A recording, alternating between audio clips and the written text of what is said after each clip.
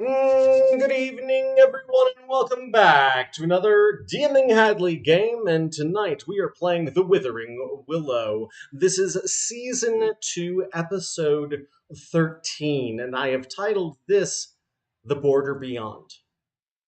We'll see if that comes into play in any way, shape, or form during the game. I'm not going to do a lot of bloviating. We're going to get right down to it because I want to really get through some shit. So we're just going to go right into the round robin.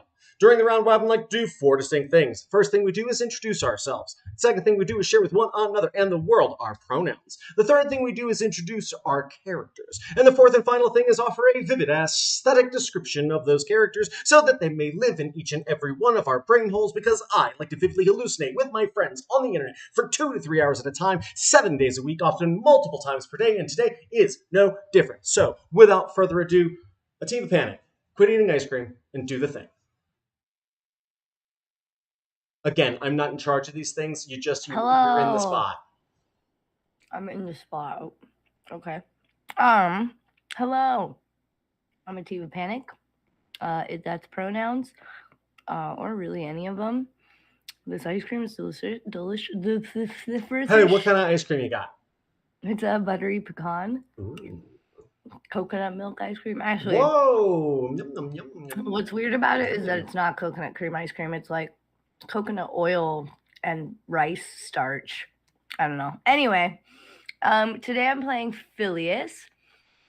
Phileas is a 1 foot tall pixie with lavender skin and currently wearing a thick jacket made up of like dandelion seeds and like thistleweed seeds, you know, pretty much like any seed that's super fluffy is woven into this cloak. They look a little bit like that. The only differences right now are that his hair, instead of he just got back from a Panic at the Disco concert. Well, actually, his hair is now back in its floof, but it is no longer a beautiful mossy green. It looks more like decomposing, like rotting moss is how I would describe the color. Like the underside of moss that's soaked too long in the wet. Yeah, like moss on a tree that's been like splattered with blood. Not that it's red, but like I imagine that like blood soaking into moss would make it look just like really dark and gross. It's just a gross color. But it is back in his little poof now. As he has found a true evil purpose in this world. And I don't know if revolting against poor leadership is evil, as villainous as we've been taught. Yeah, he's not really thinking about like revolting though. He's like thinking about finding a way to just like just with a single blade, just like think, and like everybody's heads fall off at once. You know. I don't know if you want to go. It's the hunt for the Vorpal sword. Yeah. Okay. Wait, what is that a reference to? Fuck. I know it. Hold on. There's Vorpal swords in all sorts of archetypes. I can't think of it. But all I was thinking of was it Kroll the Conqueror with the 5-pointed star that he'd throw? Oh God, so hot, so good. Anyway, that's Phileas, and I'm Ativa. Okay, hi Ativa, hi Phileas. Nice to have the both of you here with us tonight. That's what I tell my girlfriend every time she goes to the bathroom. Ben, take it away and show the folks how it's done. Me? Yes, you. Me. Little old me. Little old me. Oh, I'm so excited to be back with you all. Oh. Hell yeah. So my name is Ben. I prefer in this beautiful English language the pronouns they, them, and in this particular iteration of Hadley's phenomenal games, I play a certain someone. My name? I guess you can call him Tithe. I don't really have a name these days. At least none that I could remember. Who am I? Well, I am the nature-inclined, memory-blind guy, a physical mind who is quite socially terrified. I'm sorry about that.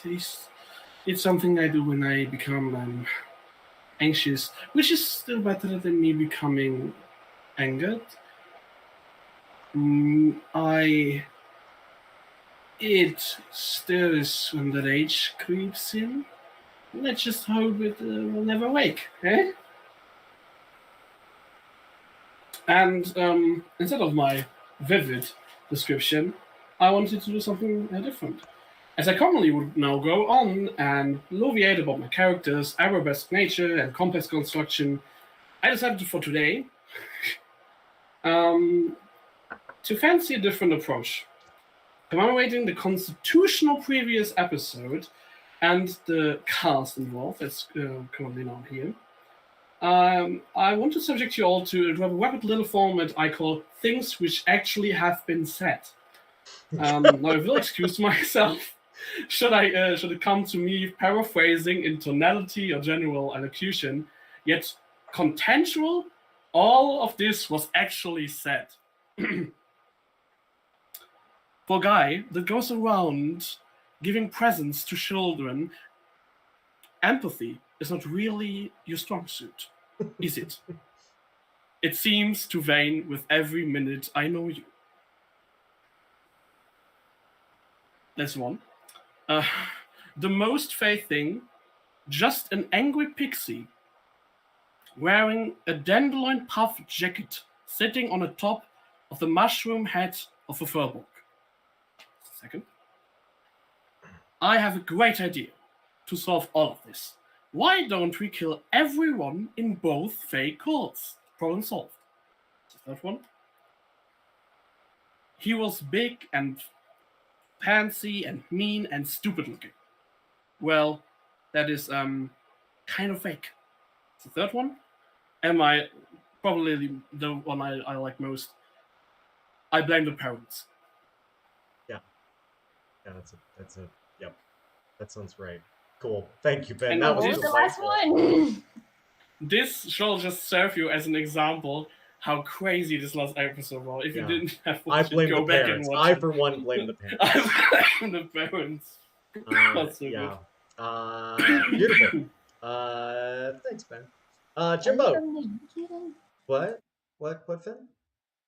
So the quote I said about most faithing being a fairy in a dandelion puffer jacket. Made me think of the video. Are you from New York even? Do you even have a big black puffer jacket?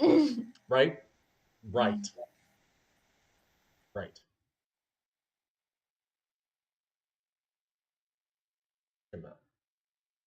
Okay.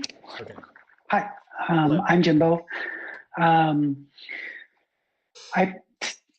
I have those you have pronouns. Yes, I have those ones. I use those ones. I also have other pronouns like he, him, and other ones. They're good. Pronouns are good for everybody. Even if they don't want pronouns, that's also a good choice. I play tonight. I play Shiny. Tonight? Yeah, it's tonight. Okay. I don't even know what time it is anymore. What day it is? Same. Okay. Tonight, Shiny. Shiny is a custom lineage druid of the Circle of the Slumber. So they are a mix of goblin, fairy, gnome, tiefling, demon. I don't know. Lots of things made out of lots of folks. All from love. So Shiny is small, 2'8". Not to be mistaken for any of the characters that are in Ravenloft, because Shiny would never go there. But Shiny was almost brought to Ravenloft last Saturday. It was Sunday. One night only.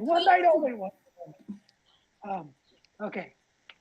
It was a scary moment for me when. Whoa! What? What? What do you mean Shiny was almost brought to Ravenloft? I don't remember that happening. I remember what happened to Zero, but what does that have to do with Shiny? During my introduction, it was brought up. Zero is small. Oh yeah. Okay, sorry. Wrong character. Whoop. Yeah. So I got to be honest. The fact that you can remember anything from Sunday, Ativa, is really a testament to the human mind because we put you through the ringer. It was really quite the undertaking. Yeah, I mean, you've just been keeping my life exciting, Hadley. Thank you. That's all I want is to keep things fresh and new. And certainly one way to put it delicately. Yes. Since I can't. Yes, you can't be delicate. That's very much true. Correct. Not with emotions, at least. Yes. Yes, Shiny is small. I'll finish that part. Shiny is small. Yeah, that's it. That's good. Cool. That's great. Thank you. That's yeah, that's great. She looks like this and she's small. What else the hell do you need? What do you need out there? Yeah. Come on, her tail? It's glorious.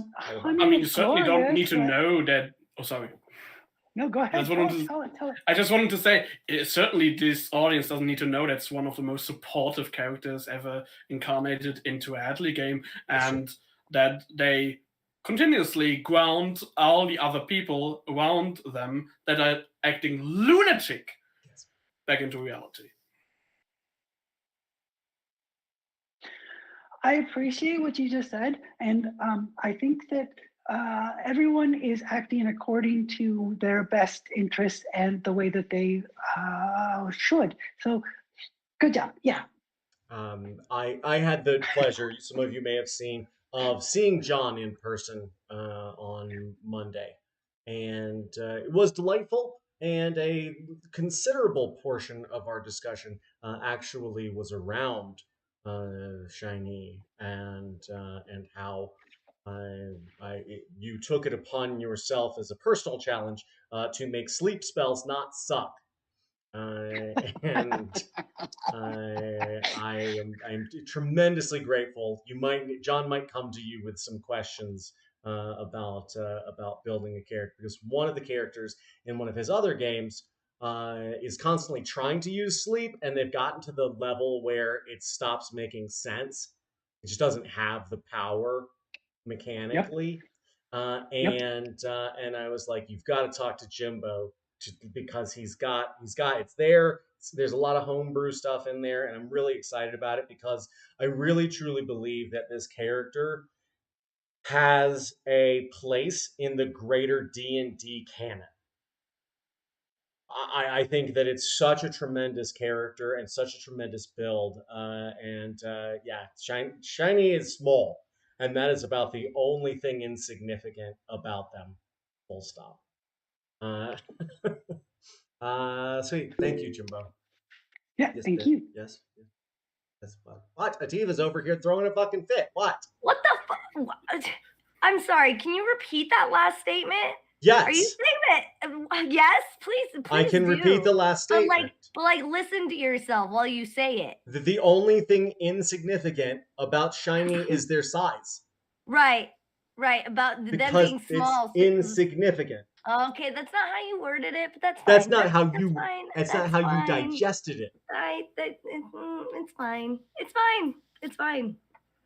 I am very small in real life. I feel personally attacked. Apparently, a lot of defensive mechanisms just activated. I'm not attacking. I'm not attacking small people. I really should transcribe this and give this to my research workers and just go through the motions of analyzing this, because this is interesting. But what I really wanted to say was, to the point you made about this very interesting build that Jim came up with, I actually include that into my personal library of supplemental material that I introduce into every game I won myself. Amazing. Including the games that I won for in my I don't know where from this working with underprivileged youth, writing with them, and also playing Dungeons and Dragons with them. It's great stuff. I really hope that they don't steal it from you and incorporate it, and then don't give you the credit that you deserve for it.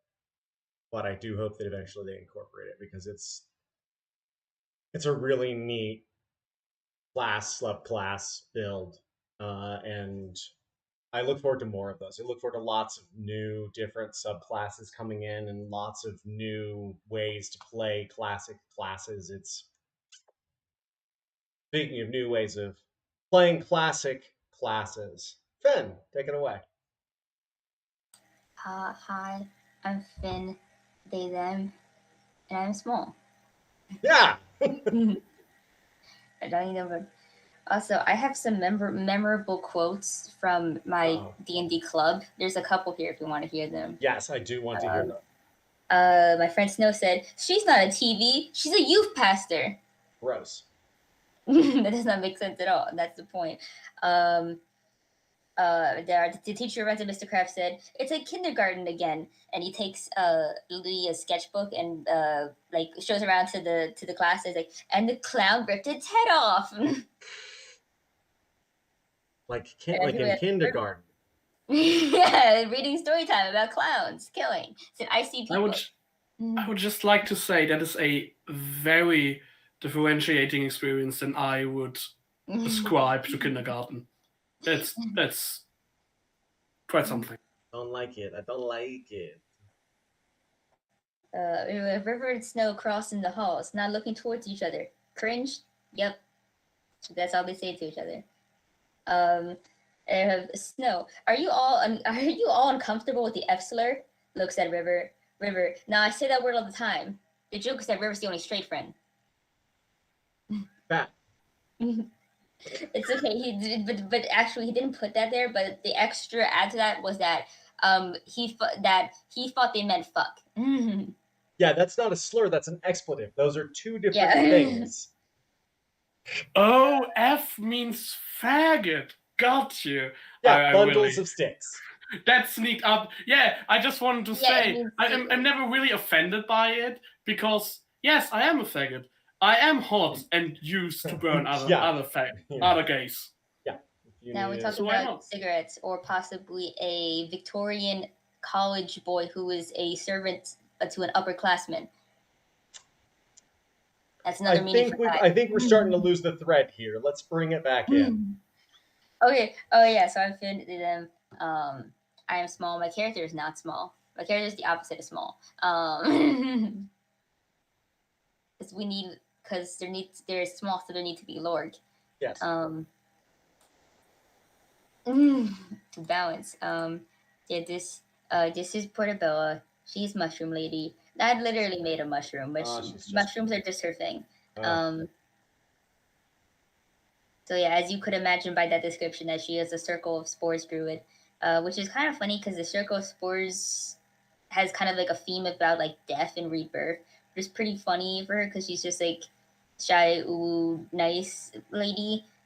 So the like theme of death with her class is just like kind of funny. Yeah, fair.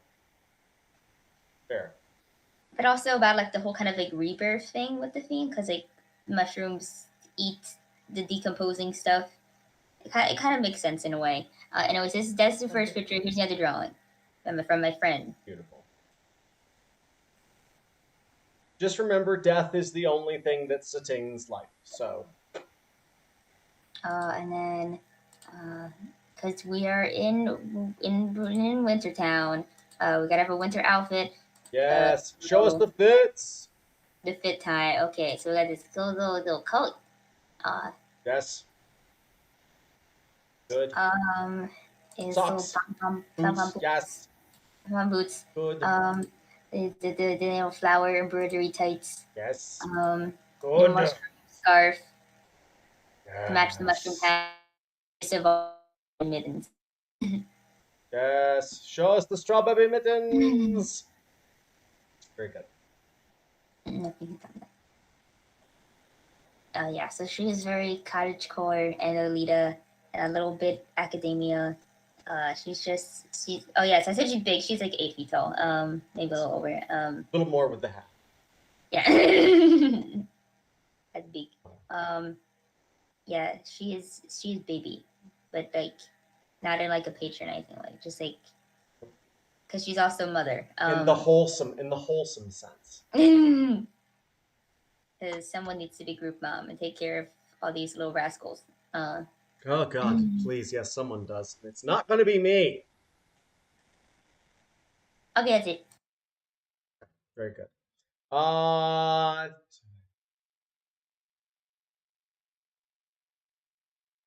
And last but not least, I don't know, maybe least, I don't know. I'm not small.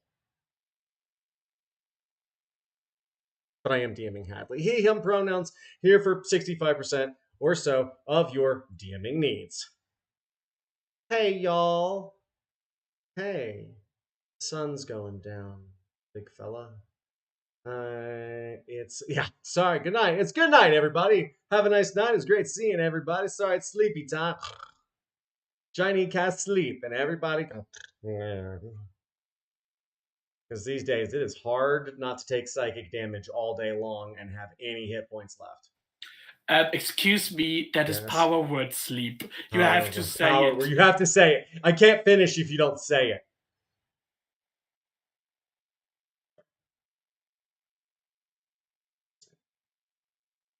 So,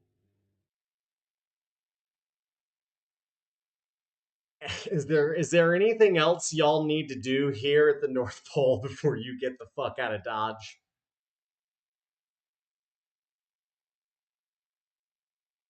Shiny seems content.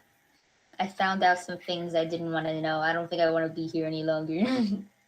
Well, I just in a sense of general administration, housekeeping. Yeah, in that sense, Portobello and Phileas, they were together at the end of last session. Right. Shiny went amok. Shiny went back to Kris Kringles. She went somewhere to get ready to get y'all the heck out of here. And I have a good idea where Tithe is at the moment. Okay, then let's begin with Tithe. If you know where Tithe is, where is Tithe?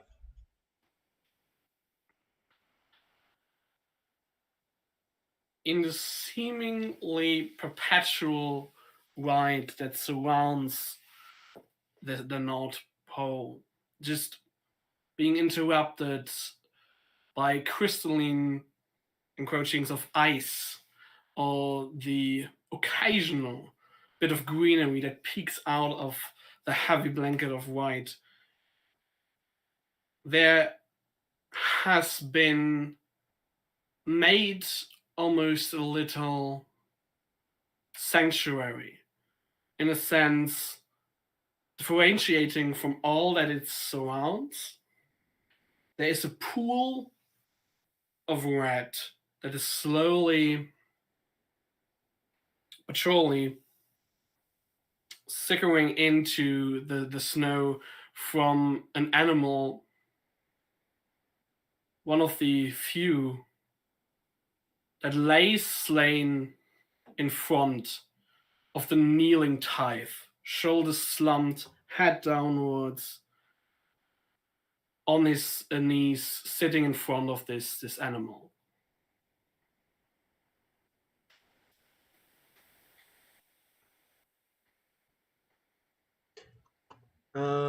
Roll me a Constitution saving throw, please. Yeah. Well, I have to start digitally because I do not have my real ones at hand. Let's see about this. Okay, that's a 16. I don't know what my plus is. It's not bad. I have to get this open. I would say, I don't know, Constitution saving throw. It's one of the ones I'm professional in. That much I know. Yeah, you're pretty good at it. Okay, bear with me just a moment.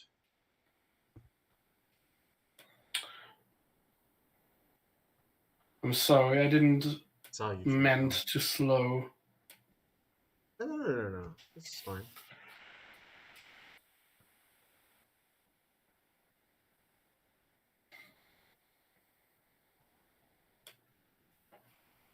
Like this.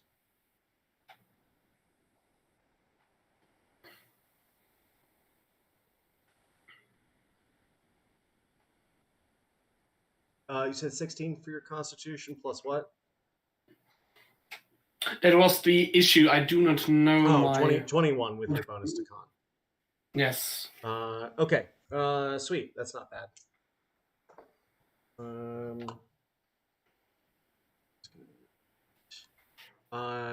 You're gonna take. We're gonna see some damage for you.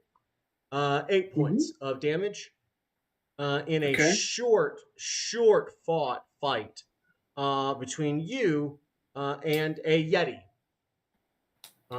We see its curled horns. One of them snapped, blood leaking out of it. We see its jaw broken, and blood coming from its nose and mouth. And whatever other acts of violence you have visited upon this creature as it exsanguinates. And as you reach down and begin to, I imagine, extract its blood and bake its iron into your body, you feel invigorated. This creature is very dangerous. And you may have done a tremendous service in this act. I think that there's an almost redeeming quality to it. Because had this Yeti made its way any closer to the village, there would have had to have been some sort of response. And taking it on single-handedly gave you a chance to avoid that outcome and serve your own needs as you feed this beast inside of you. And we begin to see just a small berm of ice as the wind whips up. And we begin to see snow accumulate in this almost archway, almost a lean-to of snow and ice, freezing outward quickly towards you, and creating this larger berm, this mound, this knoll of snow and ice.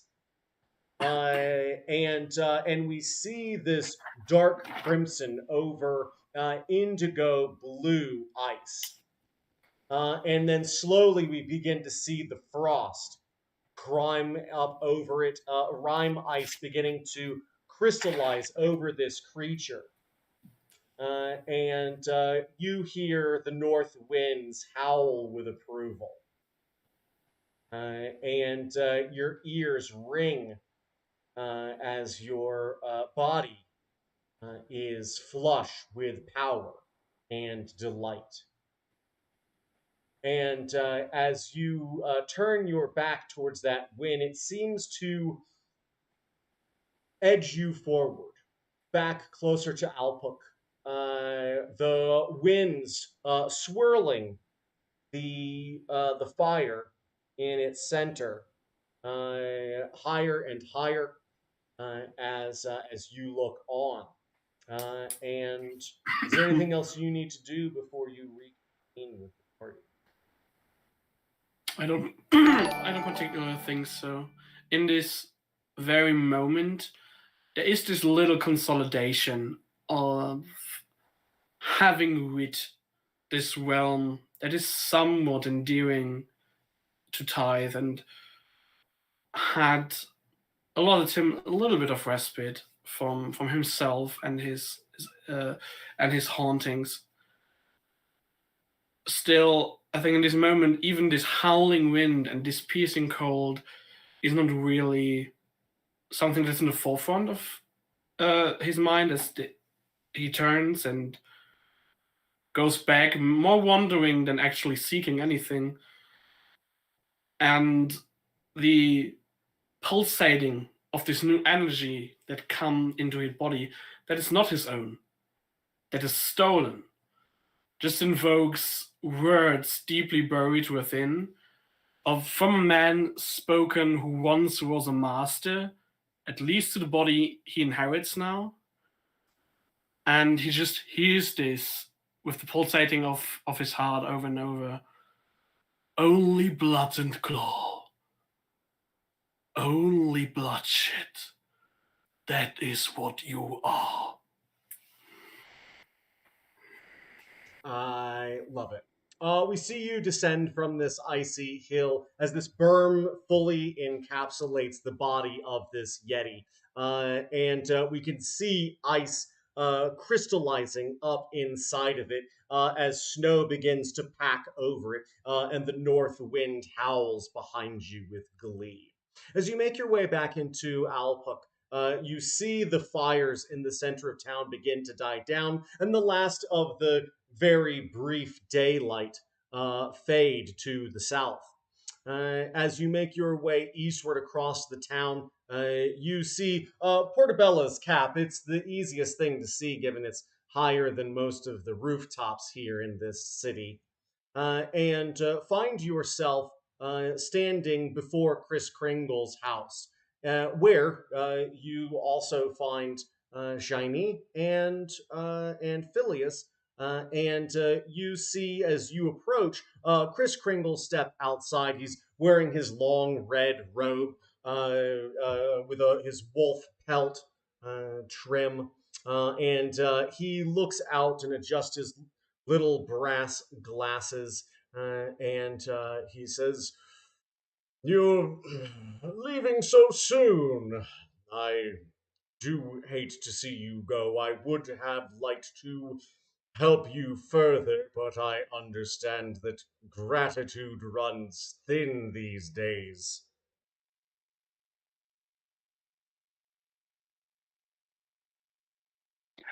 I also brought hot chocolates for everybody. Yes. At least Shiny is appreciative of hospitality. Yeah, these are delicious. Thank you.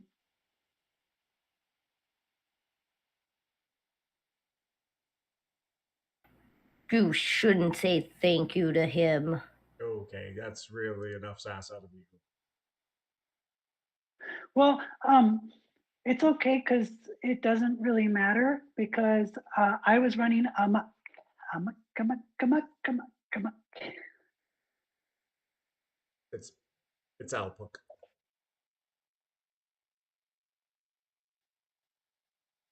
The town. It's not Amok. It's Alpuk.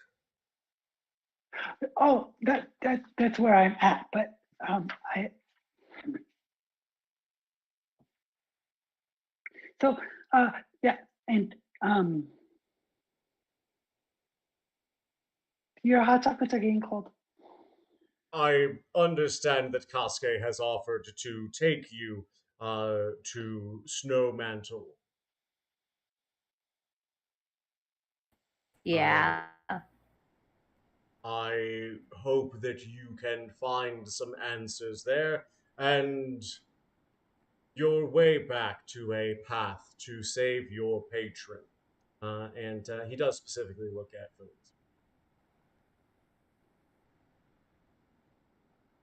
Well, we'll find him all right, and look, I don't know what side you're gonna end up taking, but people always pick a side in the end, and I just hope for you that it's the right one. He sort of hangs his head a little bit. He rubs his red nose in the cold. He says, "People have seen many sides of me over the eons, and I cannot say that I am proud of all the things that I have done, but I have tried to do what is best in the face of terrible, terrible evil.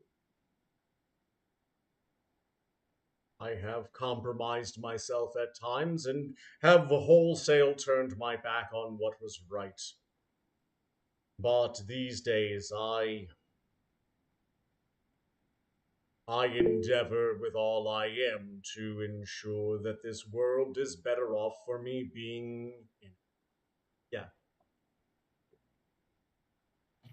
Who's present for this conversation?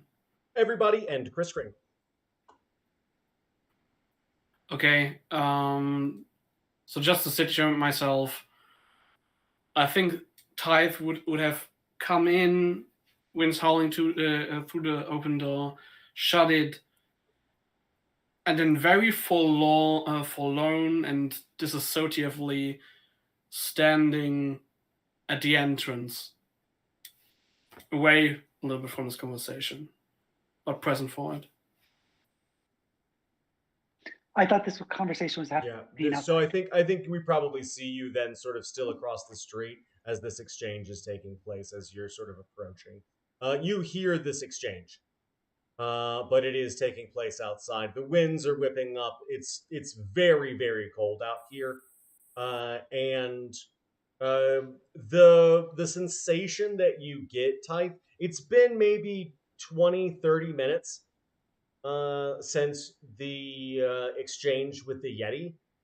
And feeling the wind whip around you, the tips of your claws begin to get that sort of frostbitten feeling, as if you were dipping the tips of your fingers into a bucket of ice. Just the tips. It doesn't. It's starting to feel very different than it did a little while ago. Could I have taken the commonly known very thick fur of this Yeti? It's a little late for that now. Ah, damn it. Yep. I forgot about it in a moment. There'll be more beasts for you to harvest, don't worry. To Chris and kind of like taps on the leg and says, yes.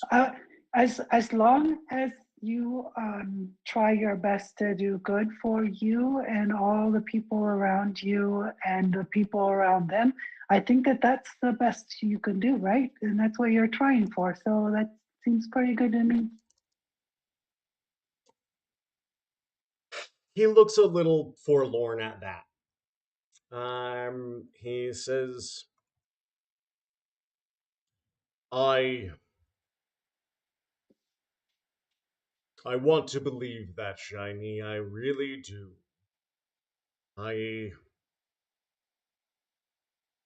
It is hard not to bear the weight of expectations of others, and to feel like we come up short is a great burden as well.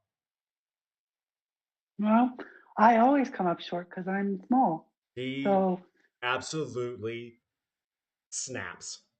He turned.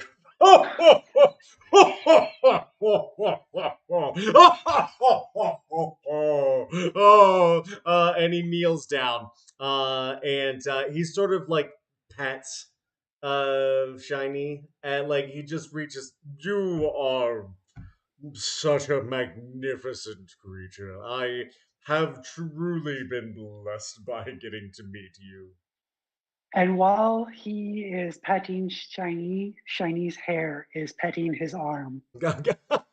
At first, he's a little astonished at the sensation, but yeah, he's really very grateful for that. Yeah, Tiva. So, like, technically, Shiny is a child, and I just feel like Hold on. Okay. It's seeing this cuteness going on because I'm assuming I'm still sitting on Portobella's hat. Seems legit. And seeing that, I look at Chris and I say, you know, there's nothing more pure than the heart of a child. That's why you give them presents, isn't it? And I look down at Shiny and I look at Chris and I look at Shiny and I look at Chris. Are you insinuating that you deserve presents? And he smiles and his cheeks start to turn red with delight. No, not me. I have not been a child in a long time. At that, and before you have a chance to say anything else, he sort of gives Shiny a little pat on the head, and then pops up like almost eye level with you. And he stands up real tall and sort of adjusts his robe and just stares into your eyes, and he pushes his glasses up onto his nose, and he says, "Do you really believe that age is what defines the difference between an adult and a child?" I think that your will to fight off the suffering is what makes the difference between an adult and a child. Then I fear with that logic, anyone who fails to do so qualifies as an adult. Right. Yeah, that was what I was getting down to. And he yeah. reaches up and he starts to like point and he says, "But you do still fight for what's right, don't you?" I try. Then is that not a childlike heart finding its way out?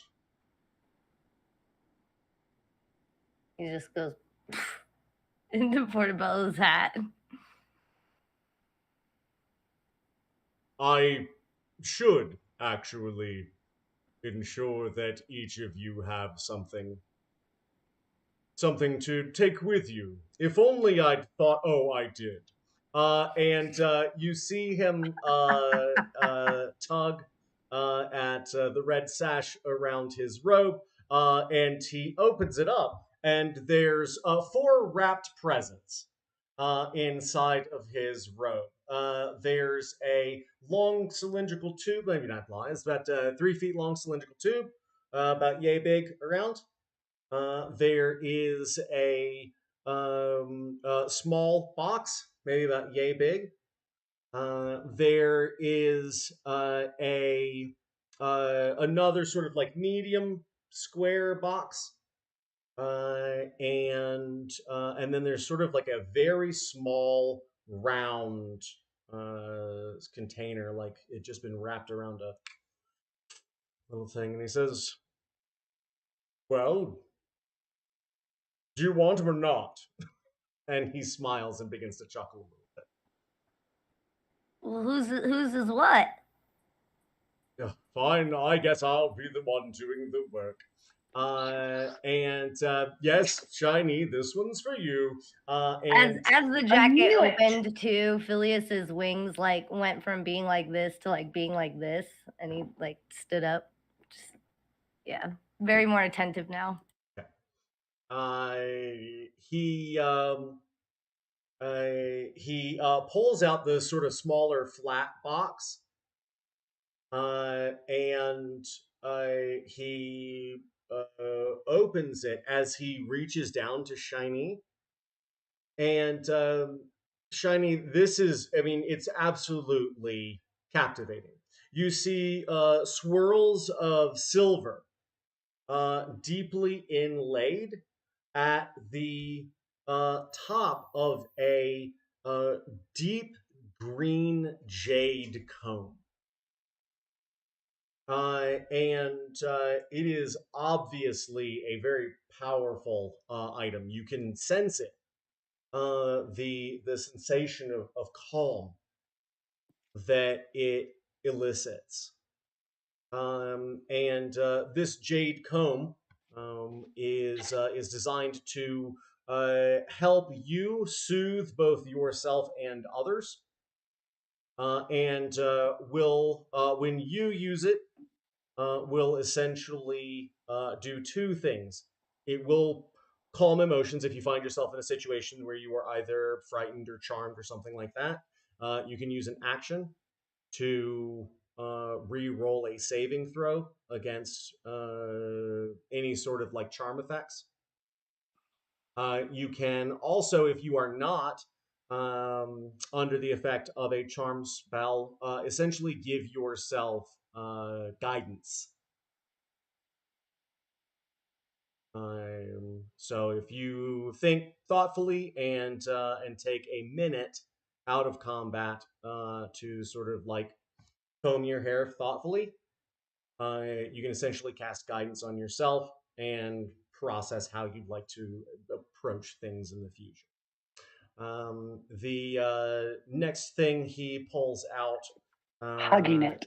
It's pretty sizable for shiny, comparatively. I mean, it fits very nicely in your long flingies, or toesies, to be quite honest. You could probably get all the hair if it was in an orderly fashion in just a few seconds. No, I'm just saying. Yeah. Then he produces the long cylindrical tube, and he looks past Portabella and Phileas and says, "Tithe, I can see you standing skulking in the darkness."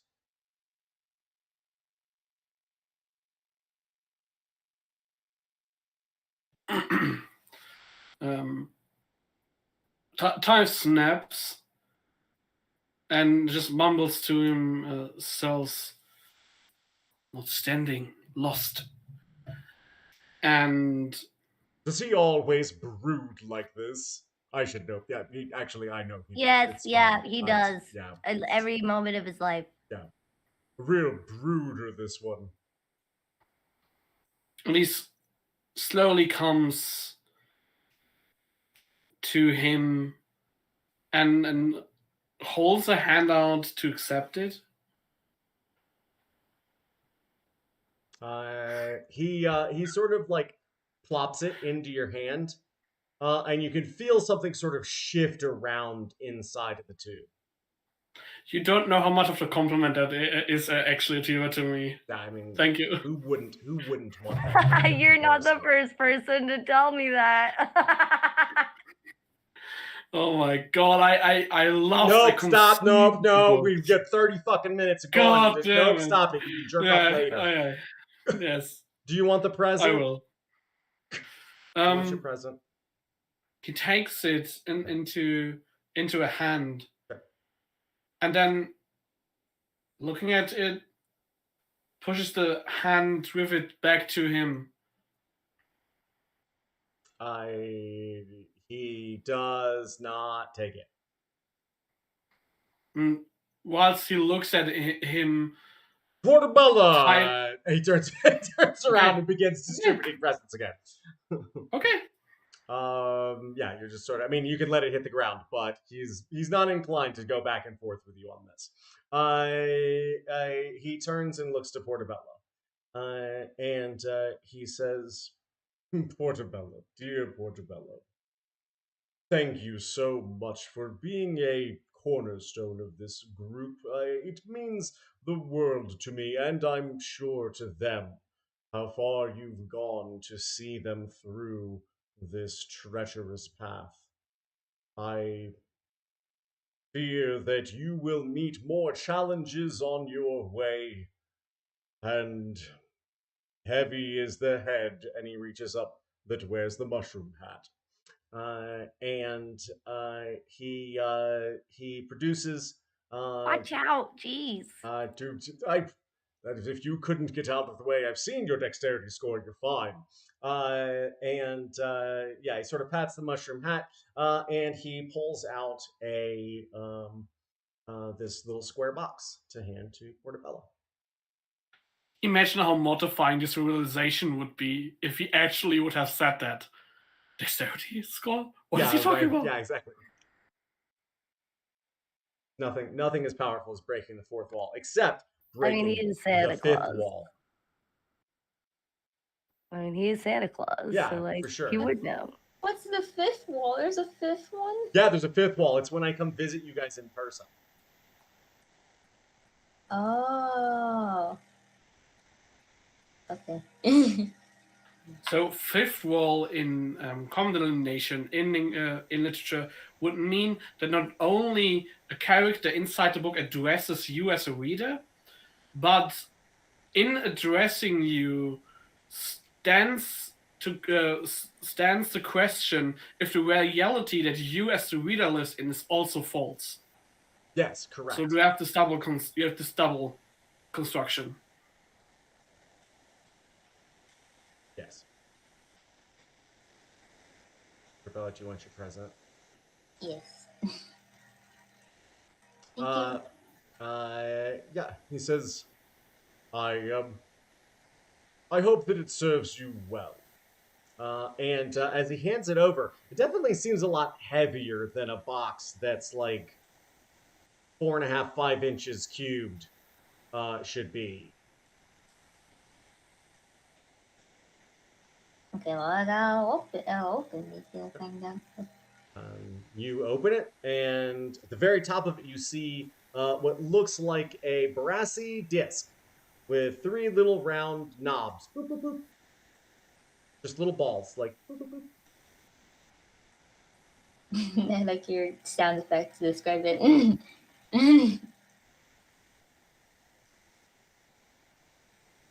Seems to fill up. This seems to just be sitting just inside the top of it. Okay, I shall pick it up and investigate. As you pick it up and extract it from the box, you see what looks like sands of pearl dust falling and spinning almost in a slow cyclone into the base of this hourglass. And as it swirls, it's truly captivating, mesmerizing. The sense of it. You could sit here and just watch it swirl in perpetuity. And as you look at it, you sort of realize that there's not a lot of pouring through here. This looks like it might be an hourglass. But at the rate it's falling and slowly swirling and faintly settling, a much more significant period of time must have to pass before it ends. Be interested in an Arcana check? Yes. Okay.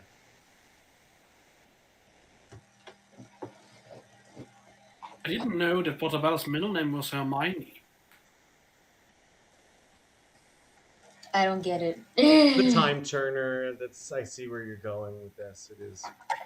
I don't know anything about Harry Potter, so I just know that everyone says it's like Harry Potter. Don't. All I know is that everyone's just children come up to me in public and ask if I'm Harry Potter, though, because I look like him. Then just say yes. Just say yes. I start carrying a stick around with me, so I'm just be like, yeah, the fucking take that mean. Why would Harry Potter have a particular standing of its own, a monopole of being cute with glasses? That's preposterous. Your brain. What? How's your Arcana check? Oh. Clinky clinky. Clickety clack. Don't talk back. Artificial 20. Hey. Yes. There are some chronomancy aspects to this hourglass. If you focus on it, you can sort of control the dilation of time, which is an insane power that I have given Portobello. Why? Well, I mean, within reason, it can be abused. But it can do a lot of things. It can make long rests. It can make short rests feel like long rests. It can make traveling feel compressed. The time between different places. It taps into the firmament. And Finn, you are particularly sort of familiar with this power because it is a very standard aspect of how we played Fight for the Feywild, in that your ability to move through spaces is controlled more by intention than your ability to cover large distances. In this campaign, you have had to walk just about everywhere you needed to go until you got shot to the moon, and then the moon shot you back down here. But except for that ridiculous power, which was really controlled by other entities, y'all have had to just go where you needed to go. So this will allow you to, in some small ways, sort of fast travel. It's pretty crazy. And as characters allow you in some ways to, like I said, turn short rests into long rests, and long rests into days if need be. You can also consolidate time as extended. Wait, what does that mean? It means that certain casting times may take a lot less time. Okay. Yeah. This will be sort of an ability-driven thing, so there will be some checks associated with it, just so that you don't cause the planet to implode or explode. That would not be fun. I mean, it would be very fun. It wouldn't be the first planet that blew up in my game. It wouldn't be the fucking fifth or sixth planet. In this group, Portobello is the only reasonable and responsible choice to give this to. Correct. I hope you enjoy it. Please feel free to use it at your leisure. You could just boil water faster. I don't know. Speed tea. Yeah, exactly. Precisely. Or pasta. Oh shit! Nice. When you need that pasta right fucking now. Right fucking now. I need my nude. Give me them nudes. Send nudes. Send nudes. NOODS. Send nudes. Both's fine. You see, Phileas, you see Chris reach in, and he sort of back and forth between his fingers, this little disc.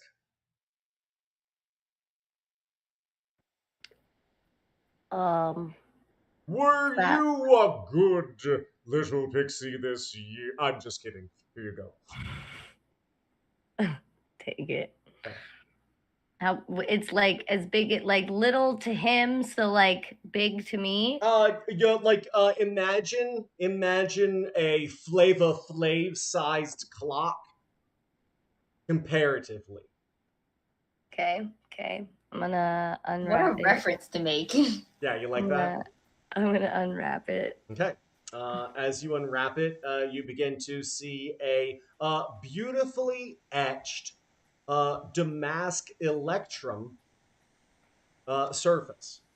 For those who are uninitiated, electrum is the blending of gold and silver, which is particularly stupid as a monetization system. That's just dumb.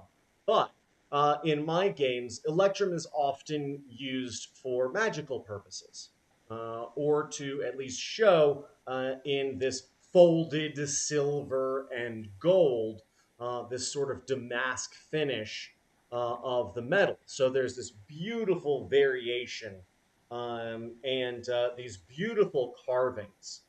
And there's sort of like swirling filigree all around the edges of this sort of clamshell design. You can see a hinge on the far side of it, and on the near side is a pure gold little thumb switch. It looks like a compact, very detailed and ornate. Oh, I'm gonna flip it over by hand that opened it. Okay. As you open it, you do not see a reflection of yourself, at least not for more than a flash of a second. The mirror, as you look into it, you see snow whipping across this scene.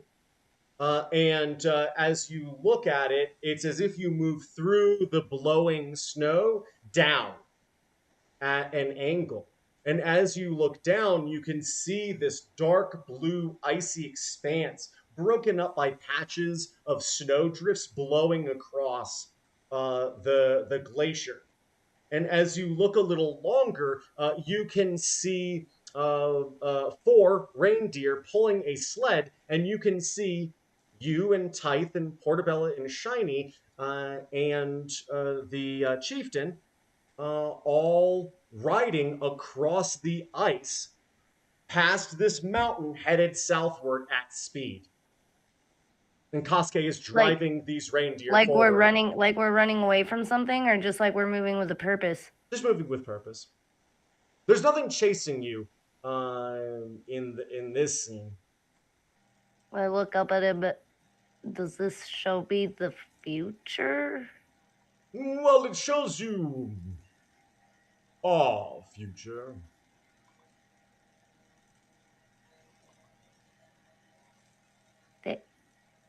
Thank you. Thank you. Don't know if you should thank me. It is quite a burden I've tasked you with.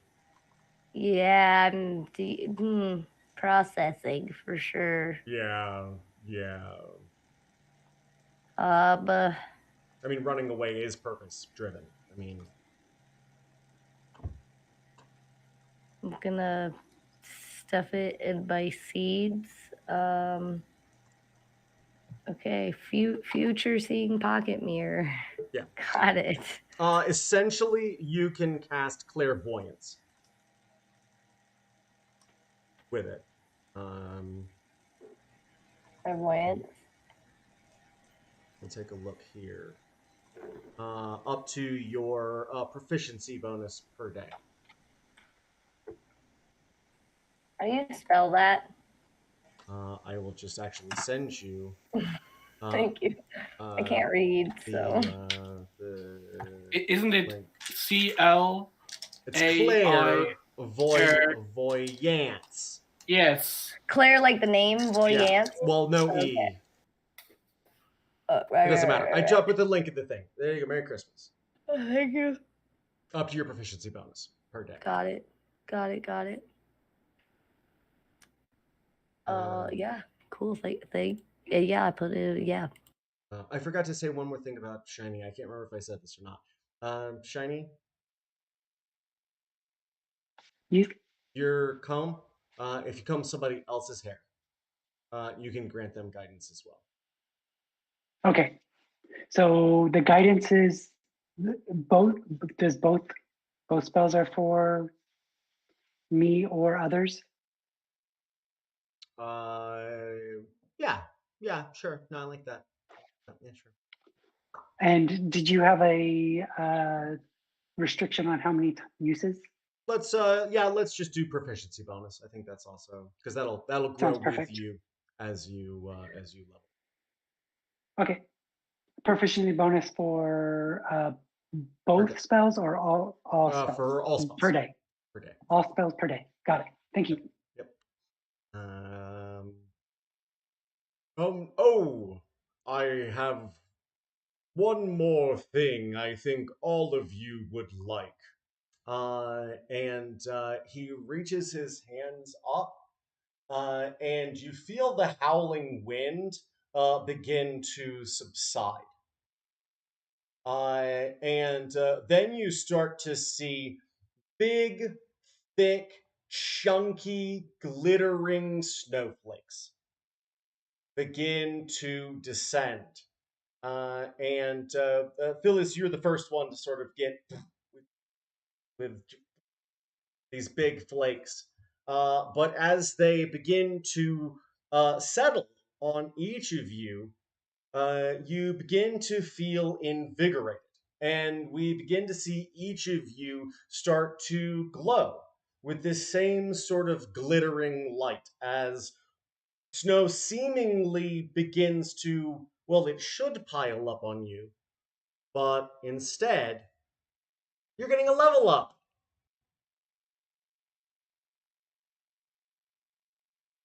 What?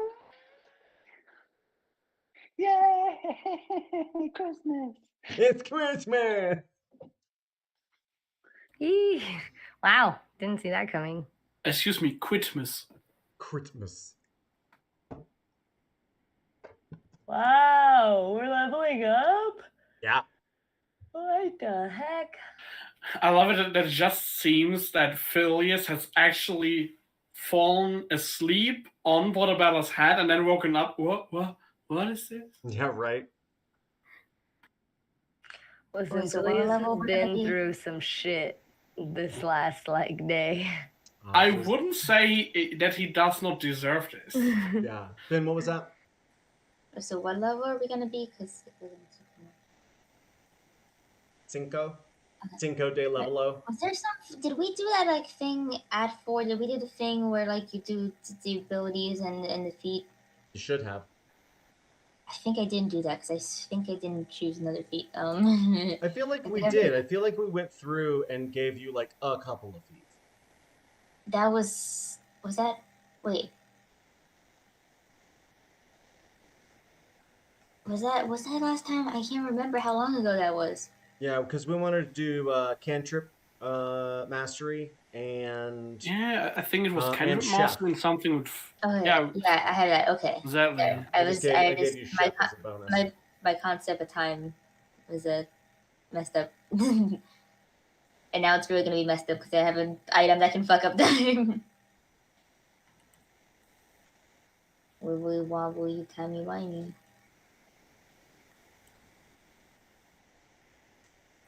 Yeah. Time Lord inspiration. Lord. I give that to you, Finn. Thanks. I don't know anything about Doctor Who. I just know that I watched one episode of Doctor Who. Was like, what the fuck is this? And I haven't watched it again. It be like that. If I could make any recommendation, I would say suffer through the first season of the new Doctor Who, and then just Doctor watch Nine. Doctor. Ninth Doctor. Is it the Ninth Doctor? Ninth Doctor, yeah. And then revel in both the lunacy and mastery that is the David Tennant 10th Doctor, and then get out. No, wait. Okay, so I would recommend all of it. Does it start at first Doctor? Is there like 10 seasons? So the The BBC Doctors- has like old like 60s and 70s Doctors.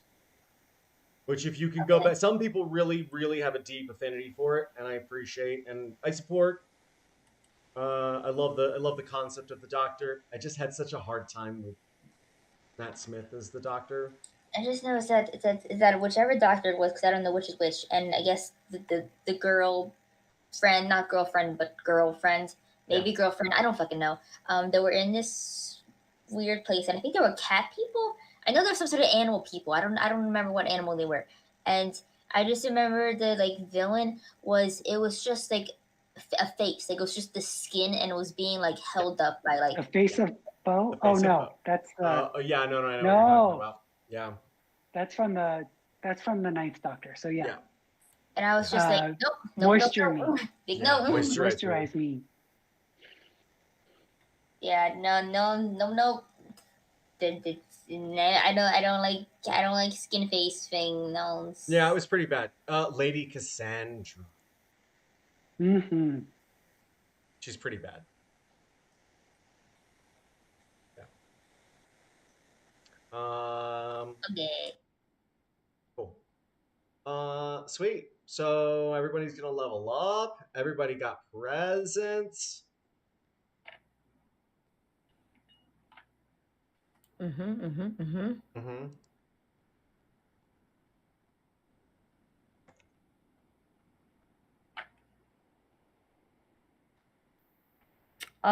Do we already have our horses and carriage, or like is the shaman lady there? You gotta go meet her. Okay. Right. I think we should go meet her then. Cool. You guys ready? I'm almost ready. Almost ready? Almost.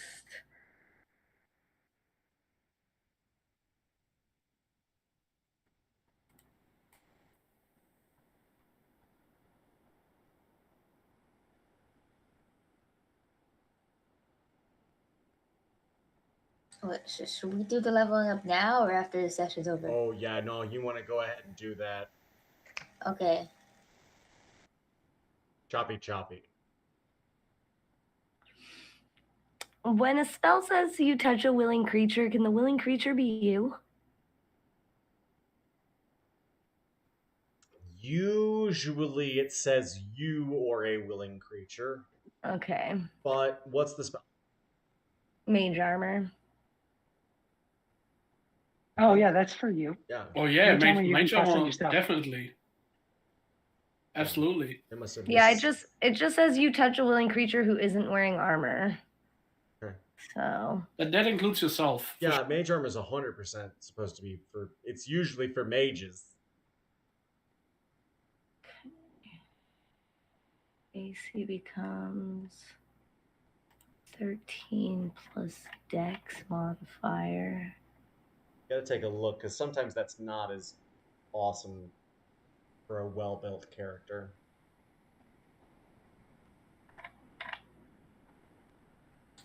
Oh, I accidentally swallowed a gummy candy whole.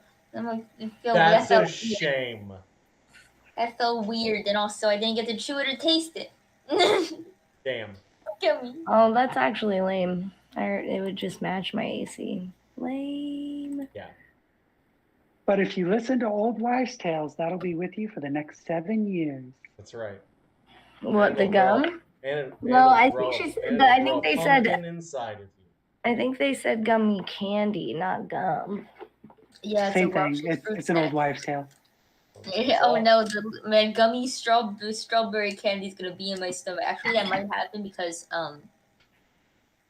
my current health problem that's been impeding my life is that my stomach is not draining all the food that's in it into my intestines, so it might sit in there for a while. So there's just going to be an ever-growing gummy bear inside of you. I find that you really shouldn't listen to anyone old. I've just been lied to by so many old people in my.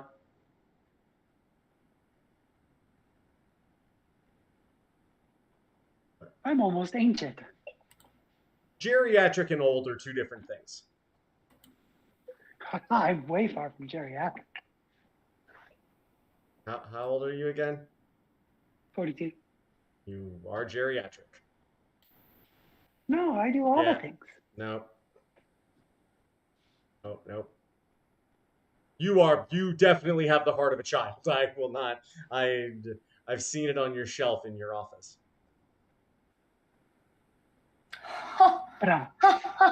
300 feet for an Eldritch Blast? What? Zing. It's pretty good. Yeah, you can have fun with that one. You can extend dropping bombs. You can extend it to actually 1,200 feet, and I had a baddie in one of my campaigns who was basically a spell sniper, and just was an assassin who sniped the shit out of people. That's pretty dope. Yo, I got animate dead. As just like an always prepared thing. So we can have zombie friends now.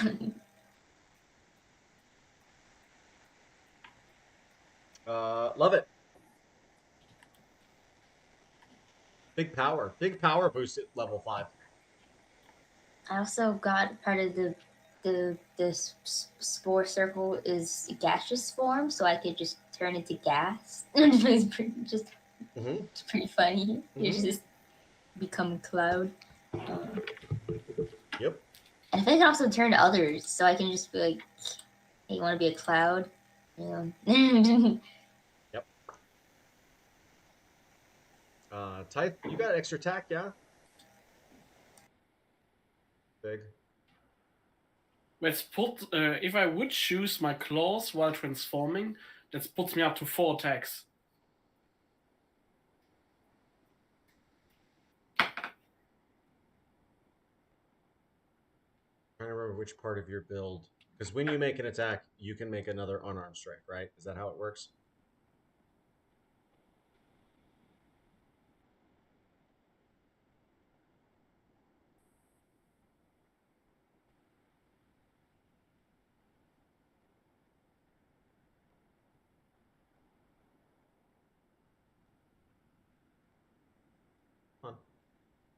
Refresh the thing.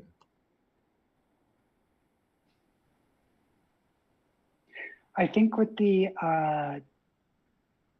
barbarian, the beast one, if you've got the claws one for your hands, that's when you get that bonus action extra attack.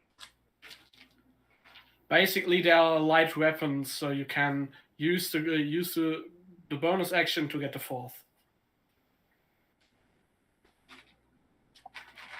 I got an extra spell and 3rd level spells. Nice.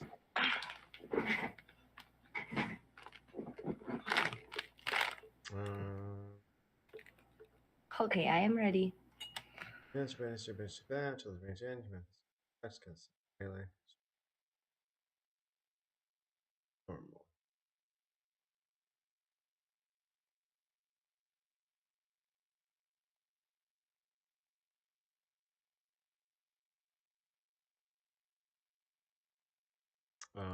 Sweet. You did the thing. Congratulations.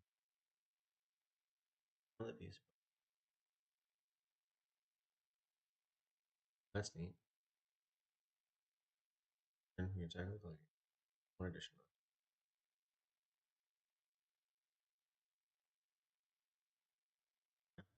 Yep.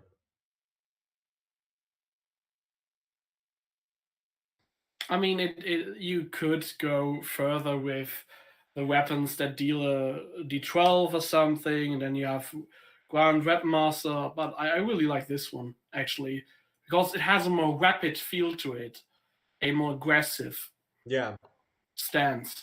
Yeah, I want some like vivid shit out of this. All right, I want to see some full on Wolverine Marvel versus Capcom like attacks out of type. Yeah, Wolverine is too controlled. Did you not play Marvel vs. Capcom? I know what you fucking mean, but still, Wolverine is too controlled. This is far more bestial. Okay. Then you know what? You have now raised the bar. So they're fine. If that's the bar you want to raise, then you've raised it. Congratulations. Now that's the bar you have to hold yourself to, because I need to see it.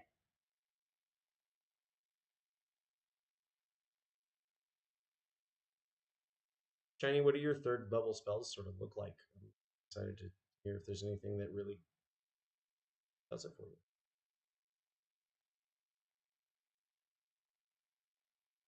you. I am on mute. Hello. So I dropped Long Strider. Although I do like it, I might pick it back up and switch spells around a little bit just as a quick, like just what's there.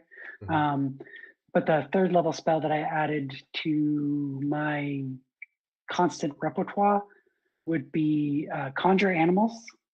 And I also grabbed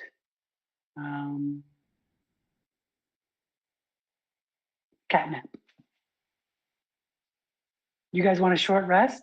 We have 10 minutes. Bloop, go to sleep.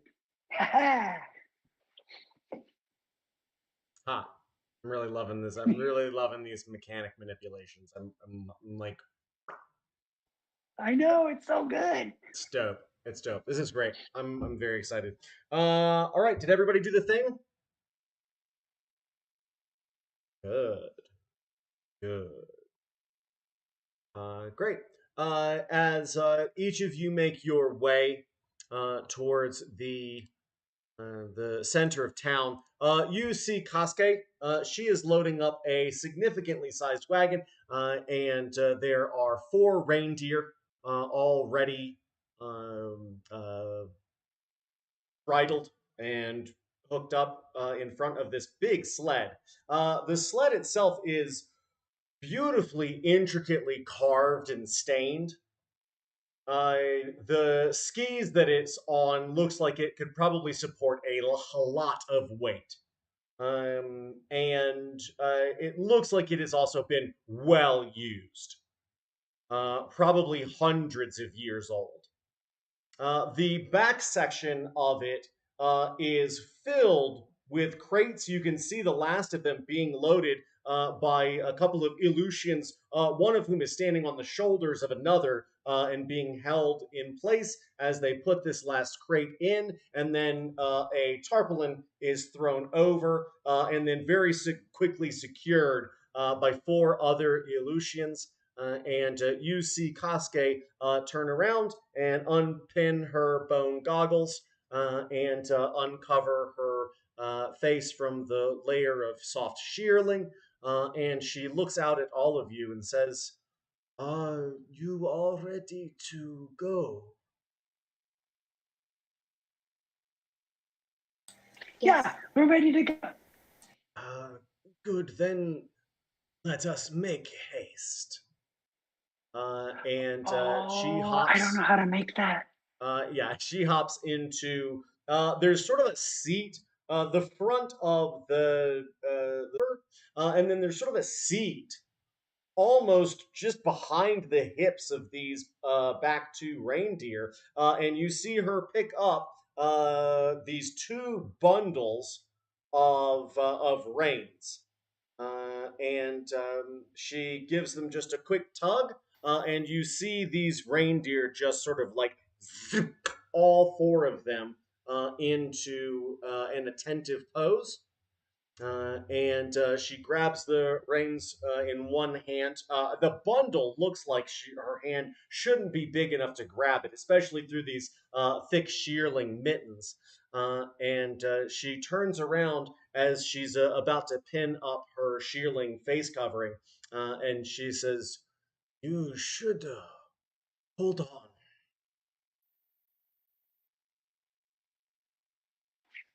Portabella.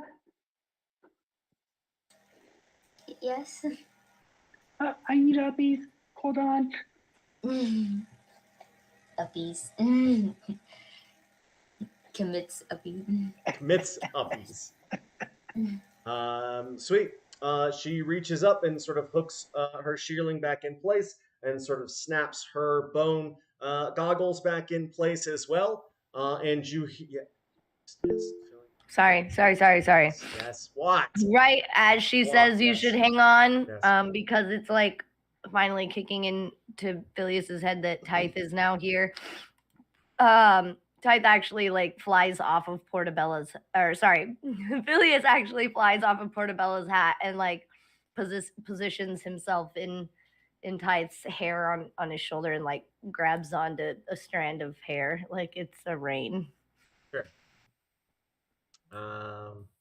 Yeah, the whole time that this group was on the move, Tithe was extremely passive, with still this thing that he was handed in his hands, basically looking at it the whole time while they moved.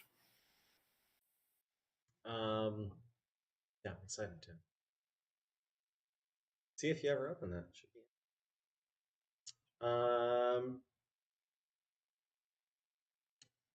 Yeah. It feels like when you see the roller coasters, where you get in and then everybody's all right, everybody hold, and then just boom, just like phew, like these 4 reindeer take off with such speed. If they'd not been connected to sort of the middle of the sled, it would have popped a wheelie and been skidding across the ice. All of your heads go backwards, and Portobello, you gotta hang on to your hat, quite literally.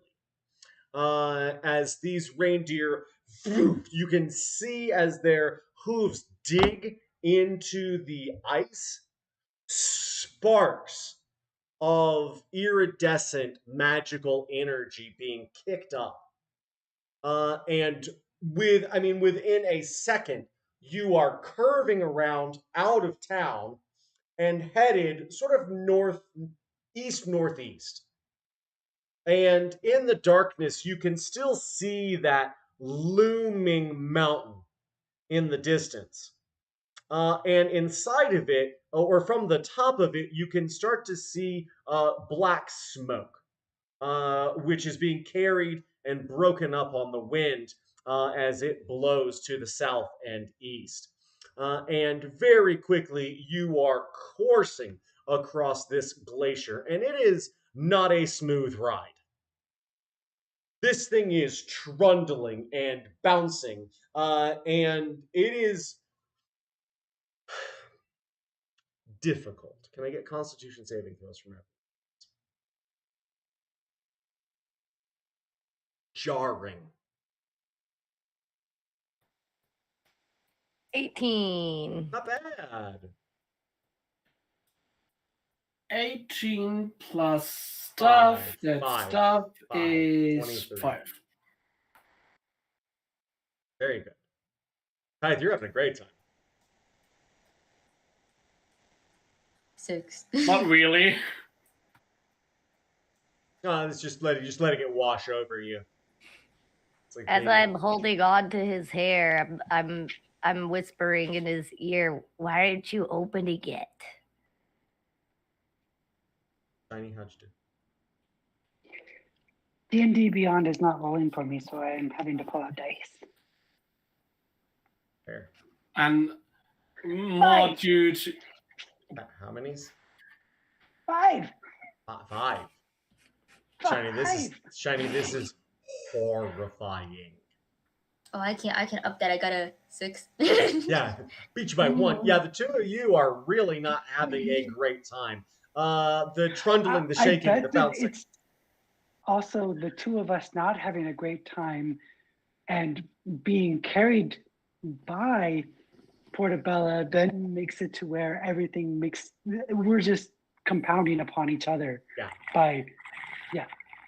The two of you are sort of clutching on one another. Hair going up into the face. Yeah. Tail wrapped around really tight. The two in the group that had to work out together, they are cool. Yeah, and then these two over here are just like totally unaffected. I'm like, why won't you open your present? Yeah, truly disaffected individuals. These two. Yeah, and as Phileas whispers accessories to the very unresponsive so far, Tithe. Tithe whispers as an answer, but it sounds more addressed to himself than to Phileas, because it would be wasted.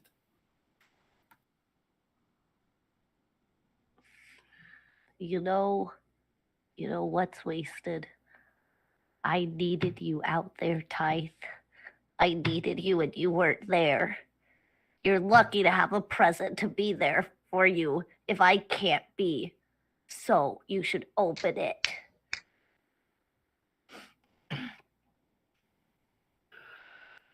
And I would say too that in saying this, like Tithe can definitely recognize the change in Phileas's just like all around demeanor and the way he talks and addresses people now. Especially with his voice being so close to your ear. You're like, that doesn't even exactly sound like the Phileas I knew a couple days ago. In Ty's current state, he actually, and this was the discussion they had basically two episodes previous on the stairs of the office of our driver. He doesn't see the way forward. He has failed in his eyes, and exactly the point that you make, that he was not there, that breaks his heart. And I don't know if Phileas sees it, but how about an insight check for Phileas? Yeah, a tear of blood comes out and is instantly frozen and swept away.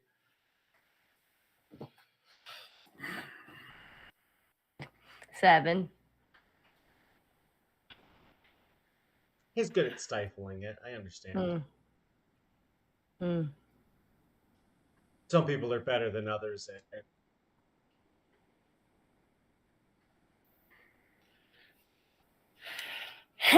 Yeah.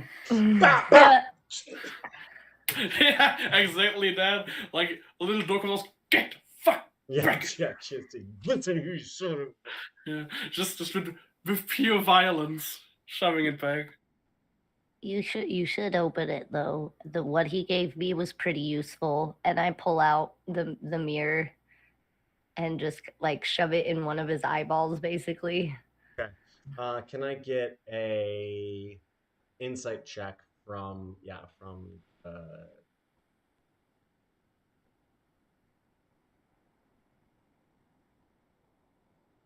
Oh, yeah, I gotta say it to you, but this was a gift. Thank you for this. Thank you for this. What? That holding the mirror up to Tithe. Oh yeah. 18. Okay. Buddy, if you didn't want to open that present now, you really, or like before, you really don't want to open it now. Because as you look into the mirror, you see yourself, and you're opening the present. And as it slides out, you see a beautifully adorned belt. It is intricately like inlaid and tooled and gilded, and there is a buckle on it, which is unfortunately very familiar to you. It's your brother's. It's your brother's belt. It was an heirloom in your family. In fact, it serves as an amulet of protection. And him not having it on is what allowed you to capture and kill him. And you see yourself opening this packaging and pulling it out and producing it. And then you look down past the compact and you see this present sitting in your lap. And then can I get dexterity saving throws from everyone, please? Yeah, from this vision, just he has a very sharp, broken inhale. Very pained. 12. 14. Okay, so who's got the highest? Y'all know how we do this. 16. Anybody gonna beat a 16? Oh, sorry, I was doing initiative. No, sorry. So, 12, 16. These are not great. Really? Dexterity saving throw, right? Yeah. You said? Yeah. Man, I have a +1 to this. 21. This is a good 21. roll. 21. All right. As you are still reeling from this, Type, very quickly, everything goes quite literally sideways. And the sleigh just turns sideways and then just starts to tumble at a huge rate of speed. And you hear the reindeer scream in agony as they are sort of turned over one another and then dragged across the ice. And all of you go sprawling. Boxes, everything, all the way out. Shiny, you're the only one that's going to take half damage here. That is 6, 11, 16. 16 points of bludgeoning damage for everybody as you slam, thrown from the sleigh, bam, bam, bam, bam, onto the ice and slide like icy sandpaper across your bodies and hit the ground. And as you do, you hear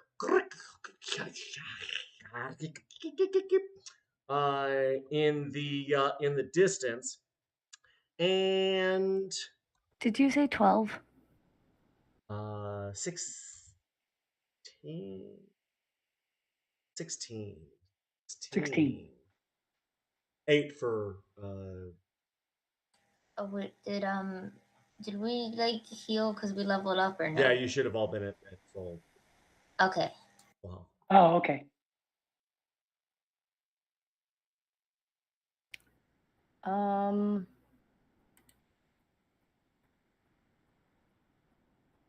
I would like to cast a pair. Okay. As this happens, like I'm assuming I get thrown from Tithe. You could still be on Tithe. His head battering you against the ice. Right, and I guess basically I'd be pulling his hair at this point because I'm just like hanging on for dear life, onto his hair, and then I'm like, ah! And I produce a pear in my hand and eat it. Cool. Cool. Yeah. As you start nibbling on that pear, no, I just eat it in one bite. You just like unhinge your jaw and just face it and just. Well, I'm assuming that because I'm conjuring the pear, it would be proportional to my mouth. So like, you know, so like it would be a stuffing. No, real. Stop. Did that take 6 seconds? Kinda. Okay, now swallow. Why do I have the feeling that we're witnessing something that people would pay a lot of money? That's why I stopped. I was like, wait. I don't want to run into like some TOS. We need some hey guys, subscribe to the channel.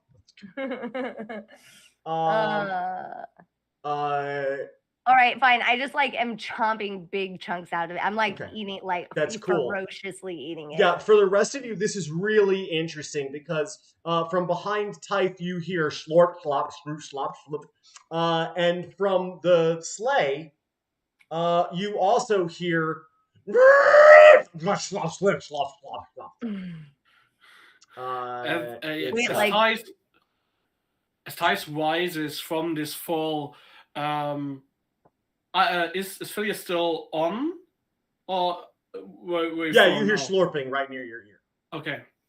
Yeah, just Phileas, he is a sentence that started in the normal voice of Tithe and ended in the voice. I don't know if Phileas has yet heard the beast talking, but there's this transition starting with blood and claws. Sure. As in this sentence, basically, Type changes into his bestial demeanor. We just got into an accident. Unless that was the horse screaming and getting eaten. I mean, the reindeer screaming and getting eaten. You know what? And then I think Phileas would at that point like fly off of his shoulder, and just like ready their Eldritch. Sweet. Roll me a perception check, please.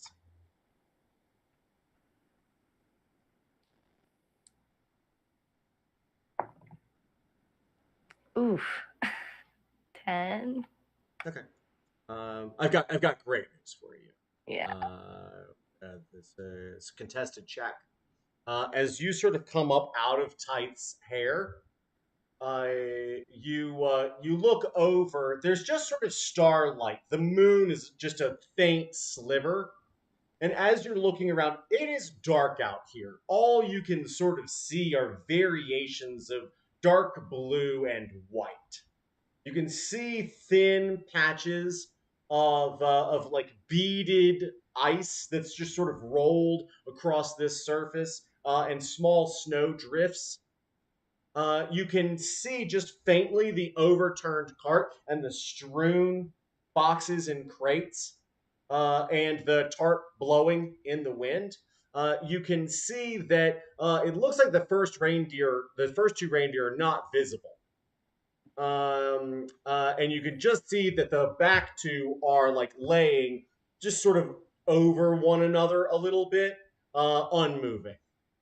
Then you see a silhouette that sort of comes up over the sleigh.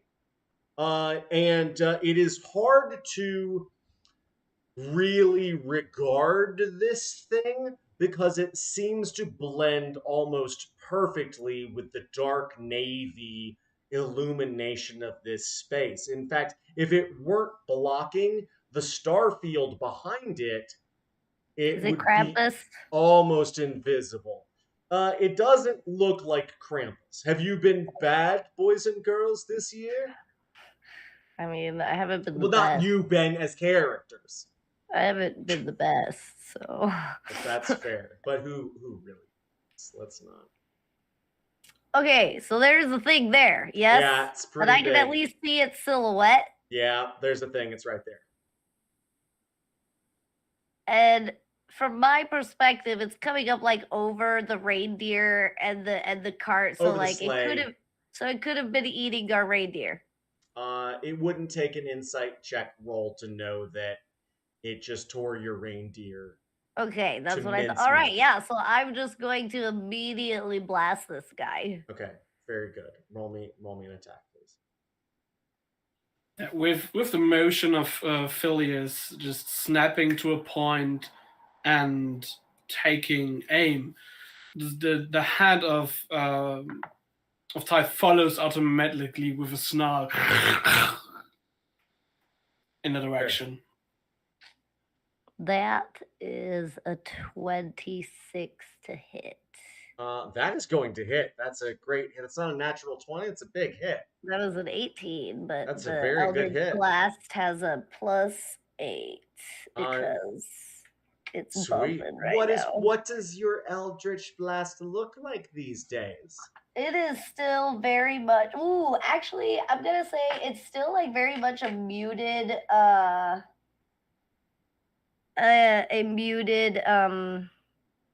rainbow, but it's got a I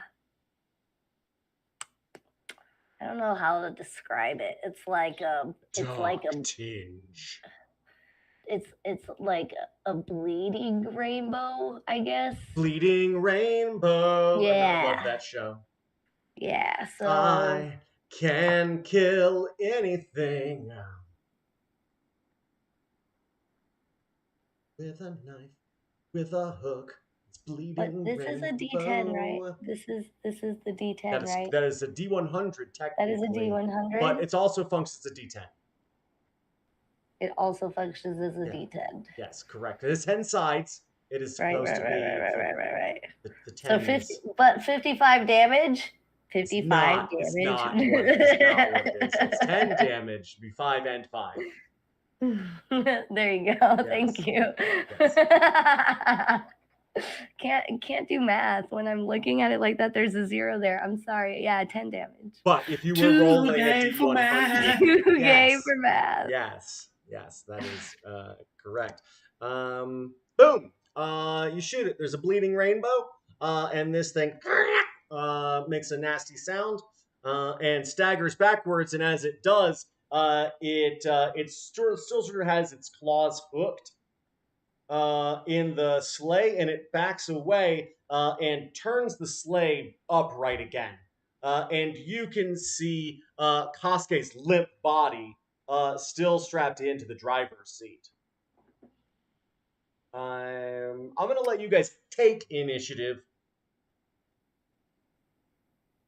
Well, I just went, so whoever wants to go next, go for it. Going over to Kosuke and checking.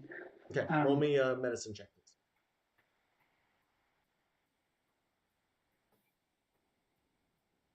please. Yeah, 22. Just a little bit of encouragement, and she's sort of what was, and she goes, oh no, and she turns, and as she does, her neck sort of pops in a very uncomfortable way. Oh God, oh God.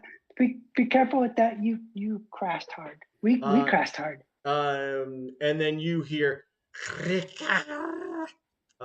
come from this creature on the other side. And Shiny, you can see this long, big, multi-legged creature on the other side, and it sort of opens its mouth, and as it does, you see like snow sort of like rise up out of its mouth. Rise up? Yeah. Weird. Yeah. Fuck me running. Is this over here? No.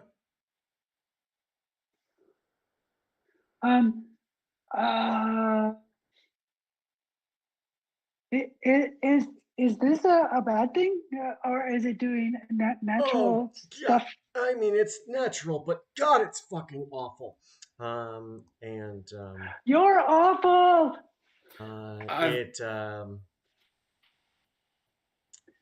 Understandable, an understandable sentiment. And I mean, if I forget her name, Kosuke. If Kosuke needs healing, we can do healing. But if Kosuke is okay, we're gonna stay and kind of do protection. She would definitely need some healing. Oh, healing happens. Yeah. Okay. So cure wounds 1d8 plus 5. Oh, only 8. But 8 is good. She's gonna be glad for that, nonetheless. Oops, that's why did that do?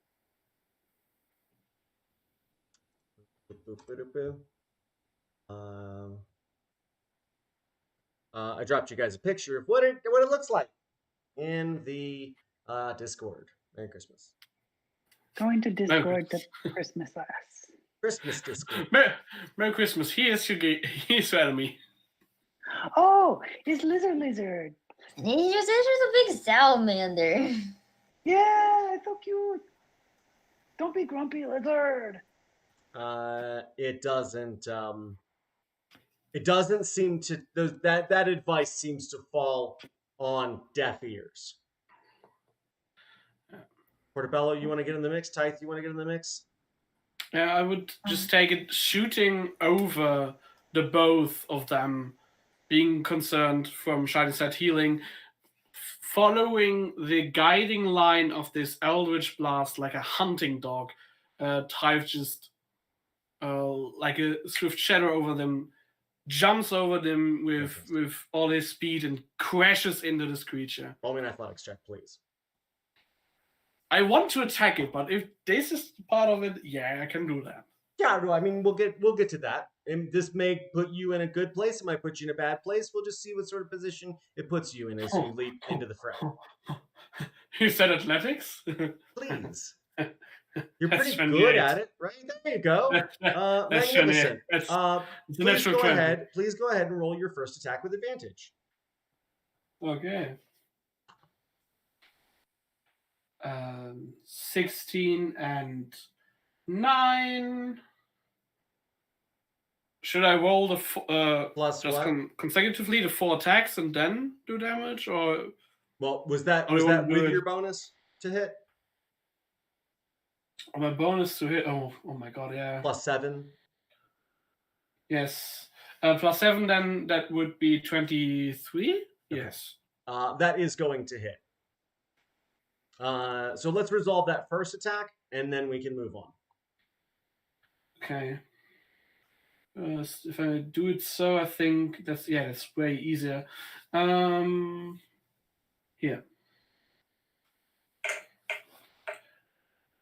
So that's 11 points of damage. Okay. Then it's a 15 plus 8. Oh, one more than we thought. 15 plus 8, also 23. So 24 it was previously. Okay.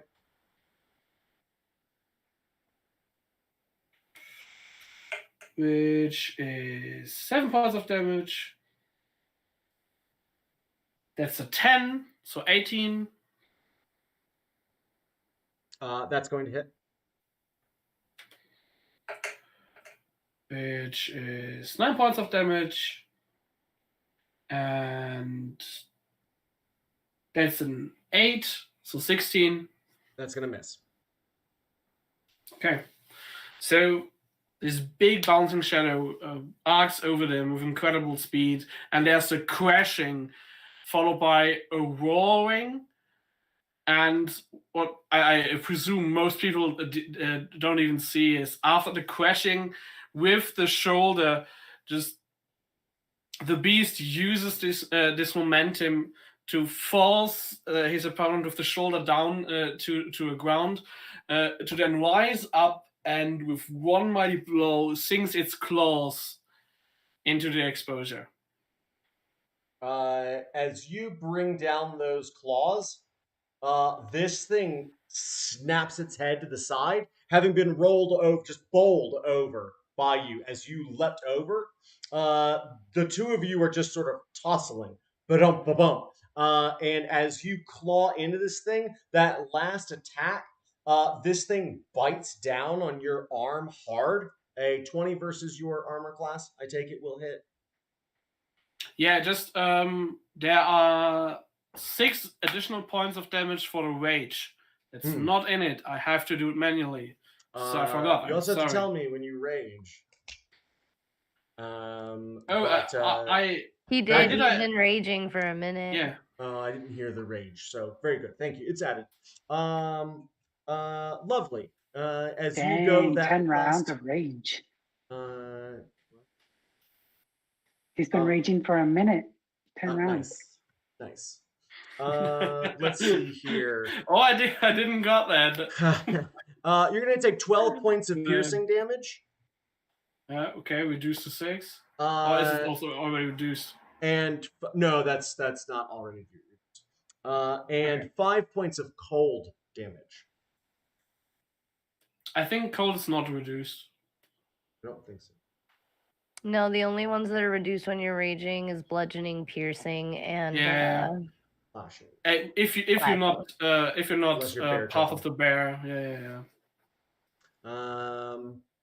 and then it's going to retaliate. Then, it's going to retaliate. That is a 24 to hit. Oh, no. I say Silvery Barbs is a really good spell to use. Do you like Silvery Barbs? Because I'm going to use it because I think that this thing, hey, you're really mean, stop it. Nice. Your Silvery Barbs paid off because it got a 13. Is 13? It's just not hitting. Oh, is 13 still going to hit? It's just not hitting me, yeah. Oh, just by one more and it would have hit me. Nice. Oh, cool. Yeah, it does sort of scratch across you. It just doesn't damage you as it sort of catches across your chest. And then an 18 is going to hit you. And that's going to be for 9 points of piercing damage. Okay. Which you'll have to To 4. 4. Excuse me. I had 4 on the die. And as it tries to take its last shot at you, it ends up sort of just like rolling over and almost like exposing its belly. And Portobello Portobello, what do you want to do as you sort of come back up, your mushroom hat askew? Is it like rolling over and like that? It's like it's dying, or it's in like it's No, it just it just in the tussle, sort of lashing out. Any melee attack or spell attack will have advantage against it. okay.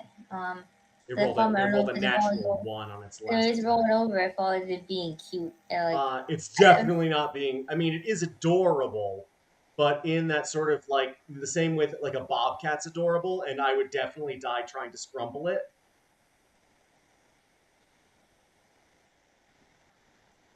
dang it, it's so cute. I don't want to attack it. I mean, honey badger are adorable as shit, but they gotta rip you apart. Correct.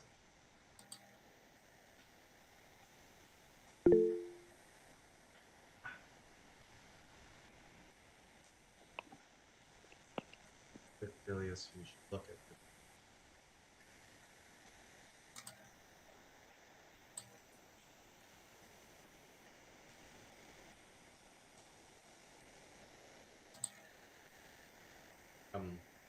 If nothing else, it won't take an insight check. This thing is going to eat you. Any of you that it can. How big is it? It is about 22 feet long. Imagine an alligator. Imagine the largest alligator you can think of with 6 legs. I mean, if it hurt Tithe, I'm gonna blast it again. I just wanted to make sure that everyone got a chance to do what they were gonna do. I think that's fitting, and thank you. Yeah, besides, if it's gonna eat Tithe, that's at least gonna be crunchy up to non-metabolizable. Sure. Crunchy. So, yeah, I'm gonna blast. You got it? But I mean, I don't know. Thinking because like it ate our reindeer, so we don't have anything to pull the sled. Can we make this thing pull the sled? Roll me an insight or arcana check, please. I can. Let's subdue this bitch. I can speak with animals. Well, yeah, so I think both me and Shiny can too because Druid. Tithe can too. He has claws. They can speak to them. He can convey his intent to. What was my options? Insight or arcana, please. I'm obviously gonna go with arcana because it's more math hard.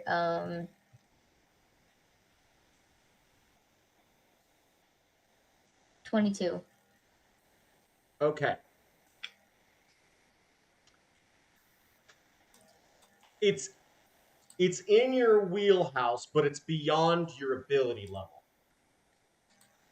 The concept of dominate beast. You can beguile a beast that makes him make a wisdom saving throw. If the creature is you or creatures that are friendly are fighting it, it will have advantage.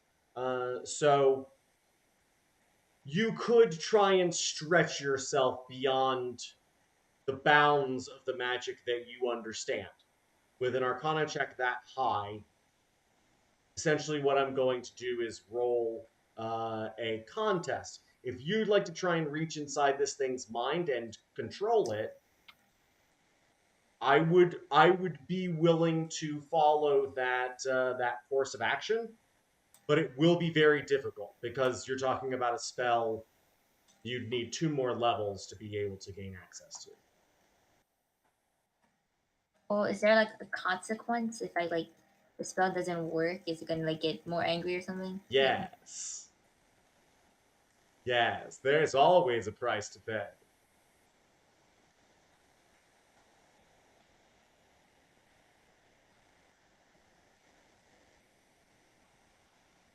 I mean, I don't know what the rest of y'all think. Is it worth a shot or not?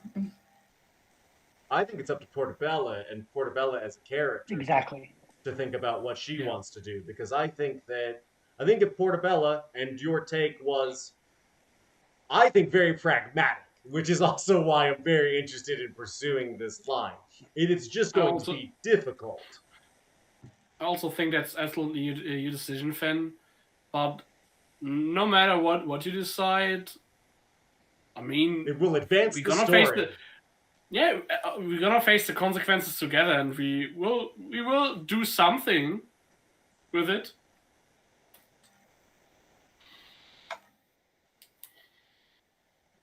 Why don't you roll me an Arcana check with disadvantage? How's that sound? Okay.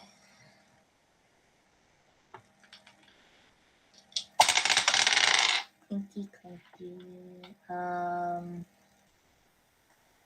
See. 13. Okay.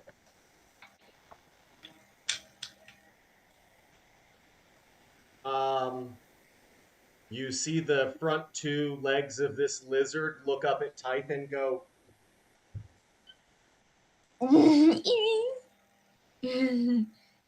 Lizard can ooh? And it looks at Portabella like, I'm just a little lizard. I'm just a little salamander. Yeah, Portabella, you feel like you've made a connection with this creature, and it does. Do I know whether I actually did, or is it playing? It's pretending to be nice. No, I think it looks up at you like, I didn't mean, I'm just a little salamander. It really seems like, as you sort of like stand up your full 8 feet height, and sort of like adjust your hat and then reach inside its head. Was not expecting that. It's like, oh, mummy. Ooh, big lady. Yeah. And the Type just rights himself, takes 2 heavy steps back, snarls at it, but not roaring at it, and just turns his head towards Portabella, just waiting. It rolls all the way onto its back, and starts to sort of like slither away from you.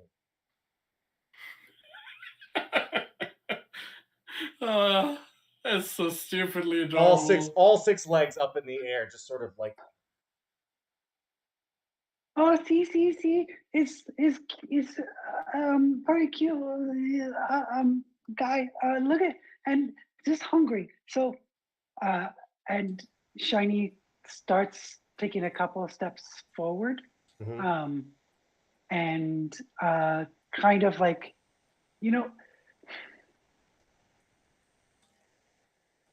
when you know it's a dangerous creature, but you want to pet it anyways. Every minute of every day in my life, yes. Yes.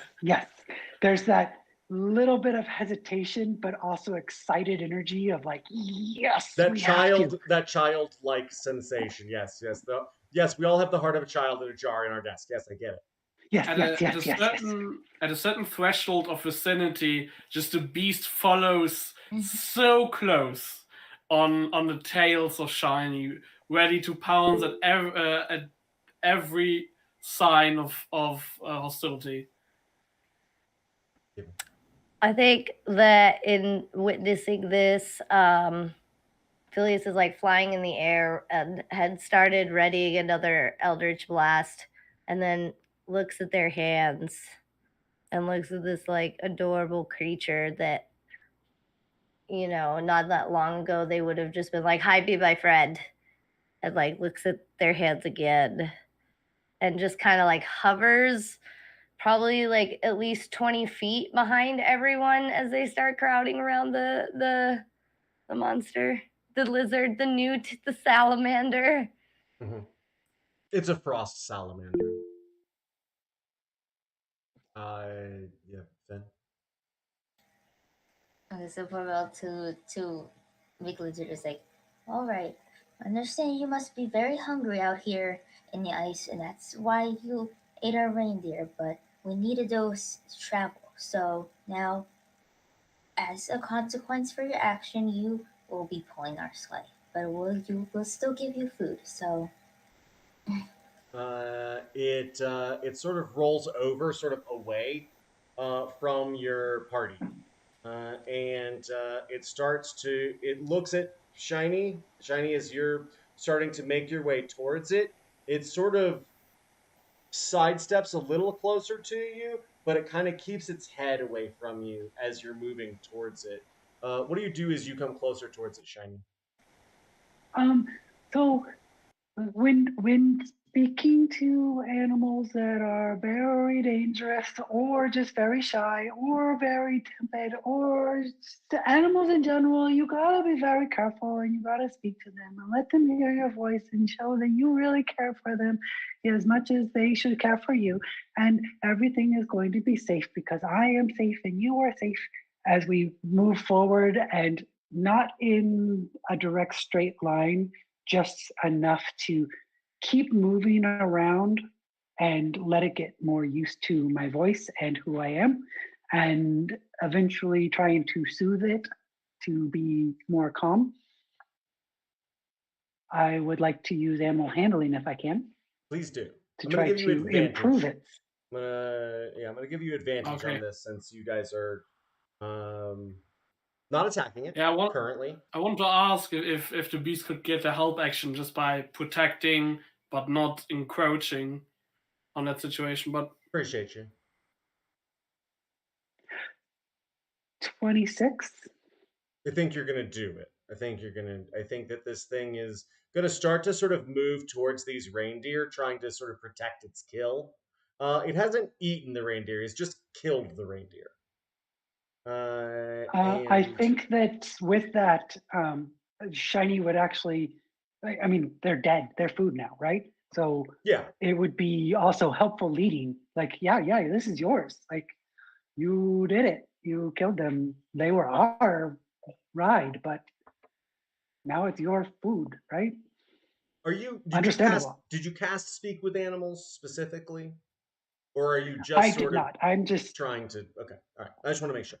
I'm just saying words, and using normal voice to calm the emotion, not the spell, but it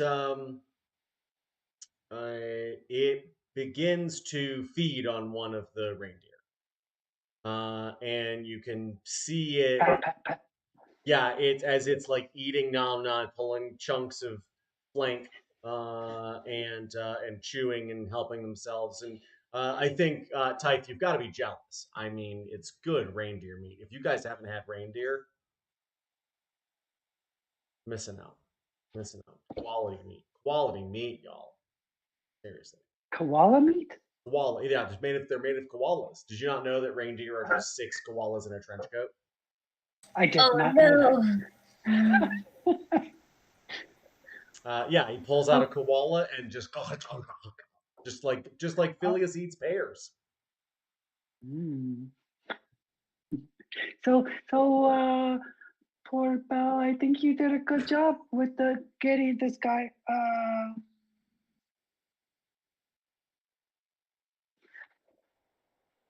Sits down. Yeah, it sort of like its eye sort of tracks back and looks at you. It's still like really going to work on the flank of one of these reindeer. And as it does, Phileas, you can see Kosuke, and she's starting to sort of like skulk around the 2 dead reindeer in the back. And you can see her beginning to really delicately and stealthily unhook the bridles and the gear from these two reindeer. And she sort of leans down and kisses one sort of on the jaw, just below its ear. And she says a little, like a little prayer. You can see little sparkles start to rise up out of their gray white fur. And then she sort of like presses her head against this creature, and then finishes taking off the bridle for this one. And then she sort of skulks over its body, and you see the salamander, shiny. It sort of like backs away and looks up at her, and she sort of like and she leans down, and you see this thing look like that's my kill for a moment. And then when she leans down and just sort of like kisses it, and then presses her head to its jaw, and then we see this sort of sparkle again, and then she reaches up and sort of unhooks the this leather bridle and all the other pieces, and she looks down and says, "I've never seen anyone handle a beast like that before. Not not like this. They're Oh yeah, usually we're heroes. exceptionally ravenous. You you might be right." And with that, Shiny looks directly up at Phileas, like with a big smile, like not like a "I told you so," but like I told you. I just look at Kosuke and I say, heroism's a matter of opinion, not a matter of fact. Play the hero music. Okay. Also, too, I really that was polite golf clap. all right. Yeah. That was the beast would like to feel the waters, and when all the gear would have been put up on the other carcasses, not that it's feeding upon. Yeah, it's been yeah. They've sort of pulled all of the trappings and all of that. Just going to that ones. Which ones? The ones that have been unbridled. Yes. What do you want to do? So basically, as this predator, the beast knows this is gonna attract very, very soon other predators. Just the smell and everything. So it's really important that this is quickly slaughtered, just like broken up, getting the organs out, get the organs under the earth or away so it doesn't attract other predators, just breaking up the carcass. Roll me an animal handling check first. Okay. Oh, okay. 19 plus 1, 20. Okay. As the last of the tack and bridle are pulled off, and you move forward, this thing, and you see snow start to emit from its mouth as you move towards those two reindeer.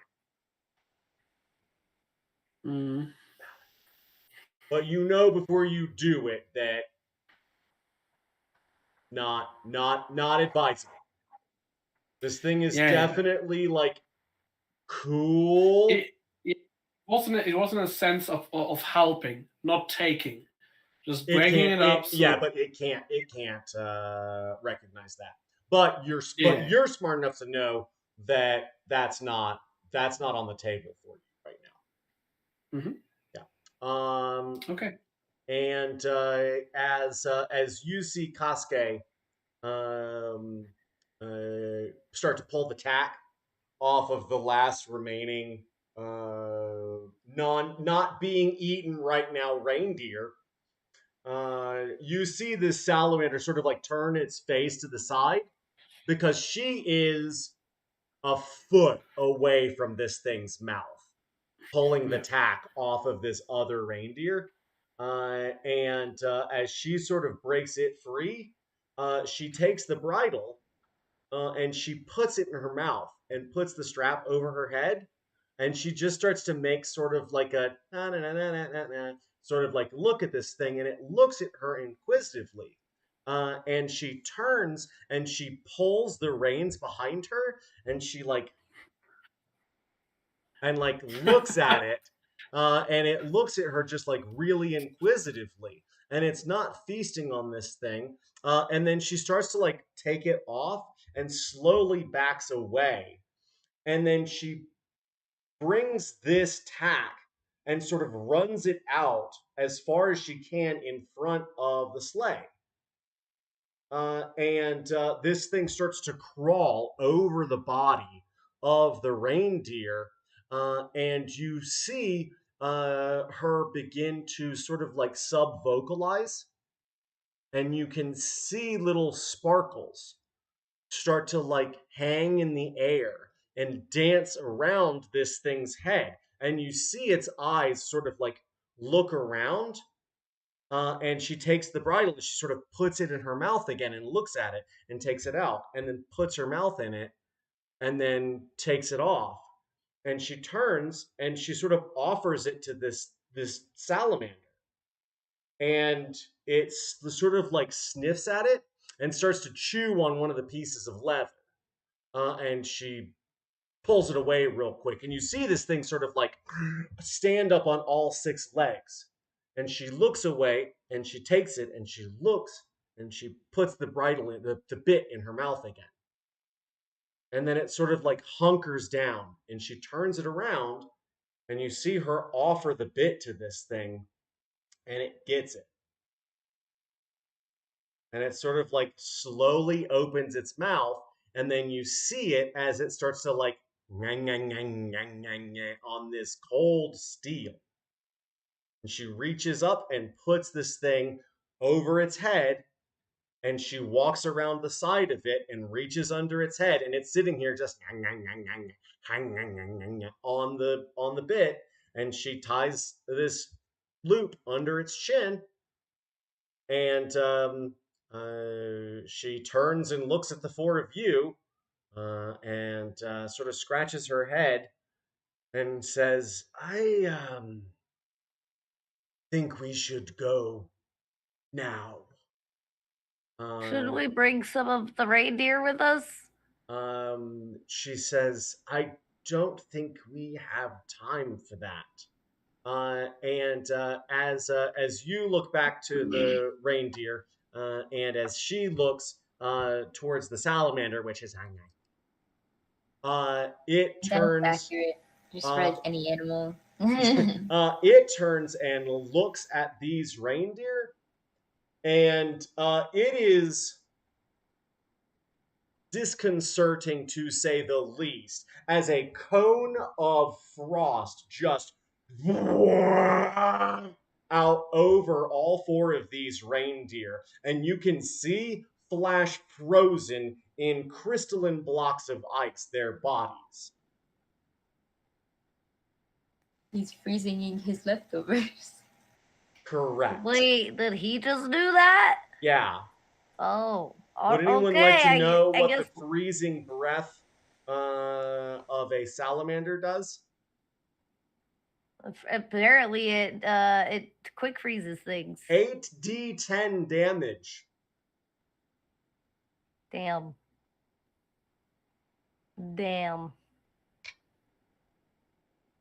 Correct. And you guys thought it'd make a good steed.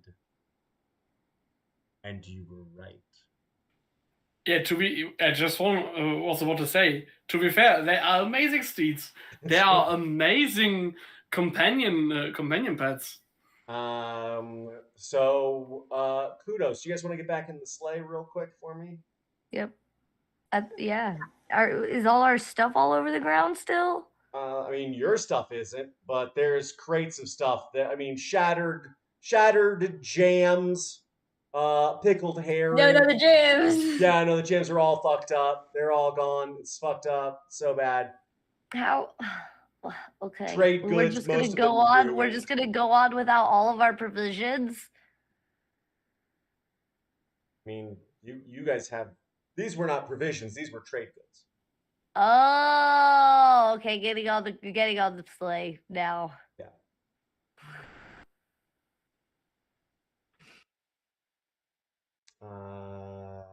Cool. Anybody else need to do anything else? All the reindeer frozen.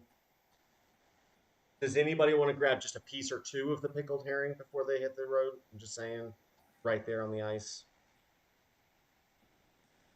I would. Does speak with animals work with it? I mean, it's an animal, but it's like a monster animal, not like an animal. Does speak with animals still work on that? Mm-hmm. Yeah, the thing with these things, it's a little bit weird because normally they are elementals. They are from That is correct. They are from demi-planes, frost demi-planes, or from the actual plane of frost. I will go according to sort of the spells, the ethos of the spirit of the spell here is that you have sort of a psychic link with this creature. I mean, I looked it up. It says that it speaks primordial. Does anybody in the group speak primordial? Yes. Would y'all know that? I mean. What do I need to roll to know that? History? I acted hastily, so. I mean, I know what I want to say to it, so can I roll to know and then tell one of them to say what I wanted to say? You have a psychic connection with it. You can. Oh, I just do? I Yeah. just do already? I didn't need to do anything with that? No, you got it. You're in its brain hole. You got it, baby. Yeah, this is Portobello all the way. Well, you had your food, so could you please help us pull the sled and help us through the snow? It sort of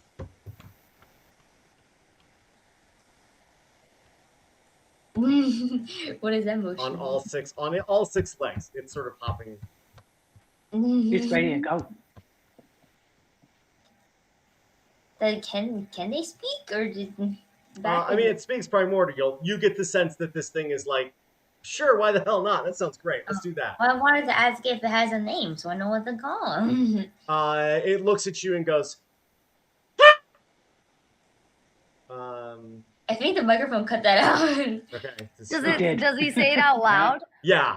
It looks like is it in primordial? Yeah, it is. So I understand it then if it says it out loud. I can hear it. It's great. The interesting thing about elementals, they normally don't give you names, so even if they speak their name to you, you don't understand because their names are mostly concepts. So like a big fire elemental gives you the sounds that a single spark in flight makes, and that's the pop of a pine knot in the fire. That's the name of them. Yeah. This thing screams, and the best you can make out in common would be Sally. Is that okay? That's the best interpretation I could come up with. Yeah.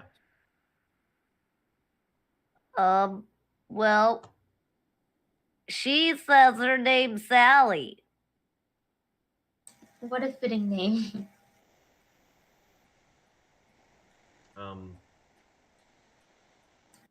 Are you guys on the? Just a real quick question. Is everyone on the sleigh? Yes. We're going.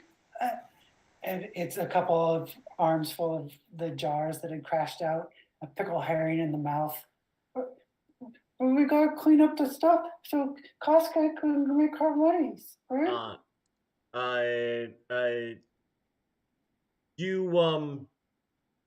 Well, who's got a good passive perception? Does anyone have higher than a 14?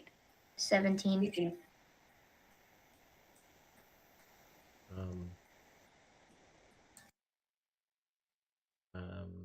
17, I heard. 17 for Portobello, yeah. 18 right. for Shiny. Oh, Shiny. Okay. Yeah, the two of you can hear what sounds like cracking ice in the distance. There's a ridge sort of to the north of where you're at. And you can just see wisps of snow blowing overhead.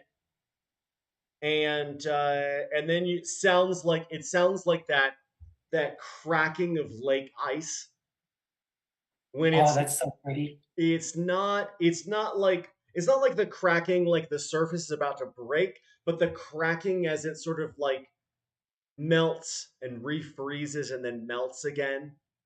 But it's coming from like two sources about 100 feet away. It sounds at first like an echo, and then you start to see this like blizzard of snow swirl over this ridge, and y'all can see the silhouette against the star field of two absolutely ginormous creatures. Yeah, those jars go falling out of Shiny's arms, and mouth goes agape. The pickled herring hanging almost falls out, and it's running and jumping onto the sleigh. Yeah, there's the silhouette of what you guys see. I love how the hare first strategically put the sensor, the pee-pee. Trolls don't have pee-pee. Okay, well, how did they reproduce? Versus. Oh. Not everything reproduces. Some things are just manifest. Trolls? Trolls are highly regenerative. That means that in times being, basically, you know how cells reproduce? They make a copy of themselves and split. Pretty much that. Much more gruesome and in large scale. Well, what about trolls like the troll dolls trolls? How do they were they also man-made, or are they species that reproduce? Yeah, the troll dolls, they're injection molded plastics and rubber. Well, yeah, I fucking know, but I thought it would be funny. I thought it would be funny if like the troll doll species of trolls did exist in D&D as like a species. That'd be funny. It would be funny. But it'd also be disturbing because that would mean that there are petrochemical distillates in D&D. So what exactly do you call D&D minifigures then? Blasphemous. Fair. Good answer. Good answer. Get that shit out of here. Are we riding away from the trolls, or you're about to be if Shiny gets on board? I think Shiny was doing that when last we Shiny spoke. said they were running to it. Okay, bye. You guys see this salamander take off like a shot. The sleigh is sort of pointed towards this ridge with these two giant trolls moving down. And you see one of them heft a huge icy club into the air, and this just huge swirl of dense whiteout snow, and then very quickly you feel the leads on the tack catch, and the sleigh just turns 90 degrees like bam, and you are off to the races. I just wanted to add that before taking off, coming slowly out of the beast, crawling more out of it physically, having a hard time. Just Tyve frantically searches the area where they were thrown off, and with shaking hands take their present, and almost as it was physically pains them to hold this, and take it with them before they blast off. Okay. Cool. 14 miles an hour is the speed that this salamander is currently running. Jeez Louise, you made it seem like we were going 55 or something. You were yanked. You were yanked very hard. We're like, everyone get on! She's like, huh? It feels that way on a sleigh. I don't know if you guys ever been on a sleigh. 15 miles an hour on a sleigh does feel like you're going a lot faster. Yeah, first of that, second of, these are people who are not at all used to the speeds that we are used to. We as people. Yeah.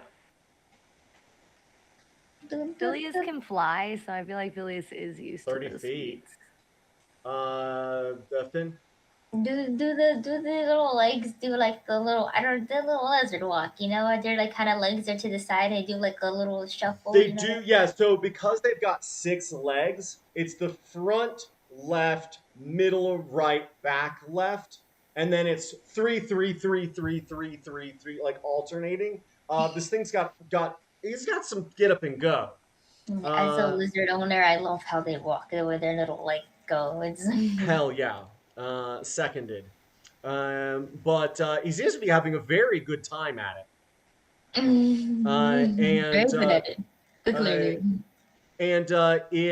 It rushes forward and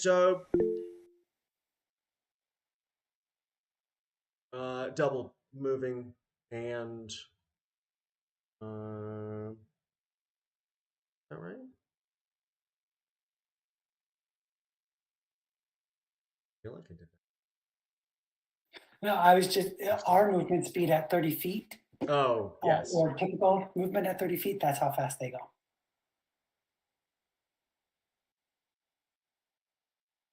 Yeah.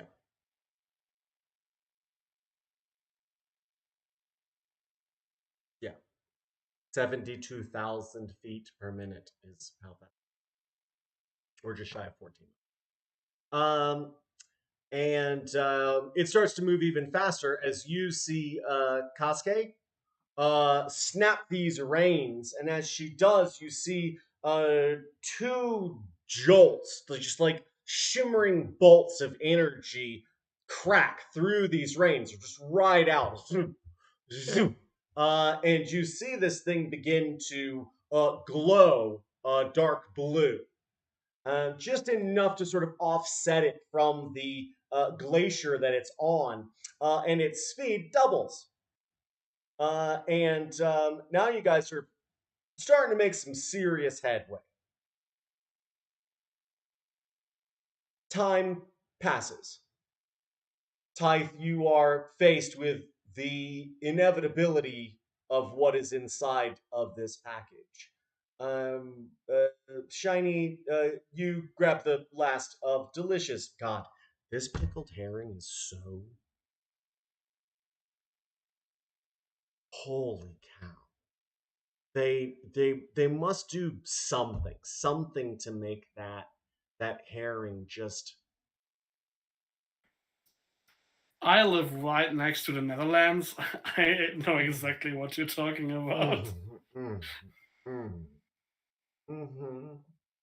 It goes down so... Like I was in many places in this world, but when it comes to fish, they are very good. God, those cold water fish. They're very good at doing that. Portobello, as you look out, you're sort of holding on to your mushroom hat as the cold wind sort of whips past you. And Phileas, I think you are still wrestling with that sentiment that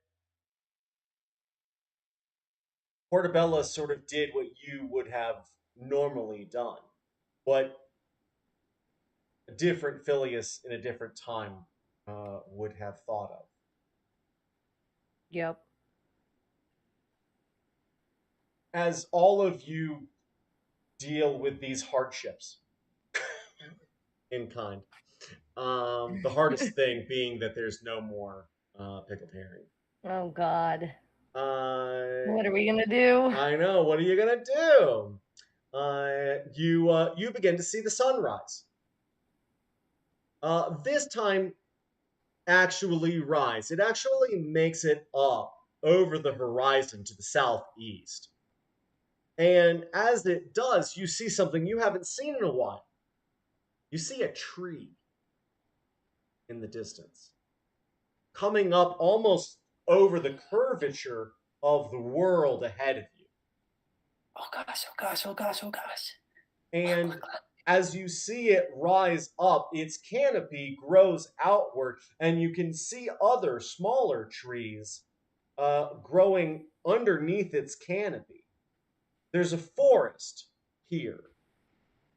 And as you approach, you begin to see that, well, that the trees underneath the canopy, well, they're normal sized trees if you were hanging out in sequoia or redwood. And the tree that grows up and over it is mountainous in proportion. It is absolutely huge. And as as big as Willow? No. Oh God, no, child. Okay. No. Okay. I just had to make sure. But the sensation of grandiosity is not lost on you. Okay.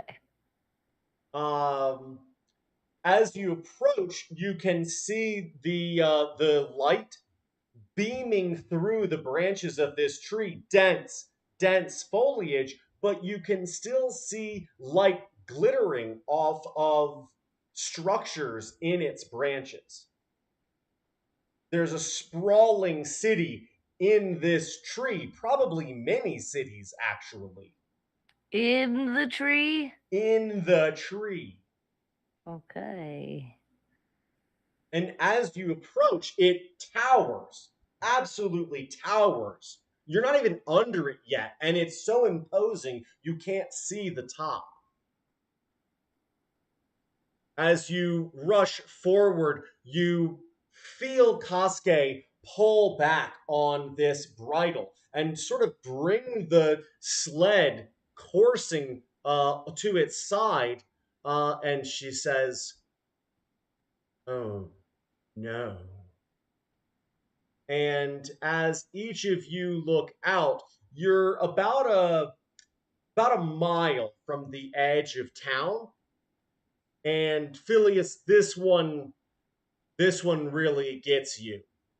Because as you look out, you can see moving up the far side of this expanse a legion of Golden Warriors. Motherfuckers. And that is where I'm gonna leave you tonight. The Golden Guard is here. Yay! Hey, look, it's those guys.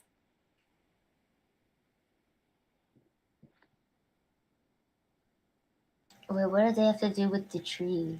They're the ones that stole Willow. No, but this tree is not Willow. Didn't we just establish that? We certainly did. So then and what did we that also do? established that they're not supposed to be here. Well, I mean, there's always the principle of pas pro totem, which basically means a little of something bigger. So, like, Willow could be only the big tree we saw at the start, but Willow could also be just an incarnation in multiple trees. So this could also be some iteration of Willow. I will give just a bit of insight here. Willow is the Archfey. All Fey stem from Willow's roots and branches. So every tree in the Feywild is a part of Willow, which is also has terrifying implications.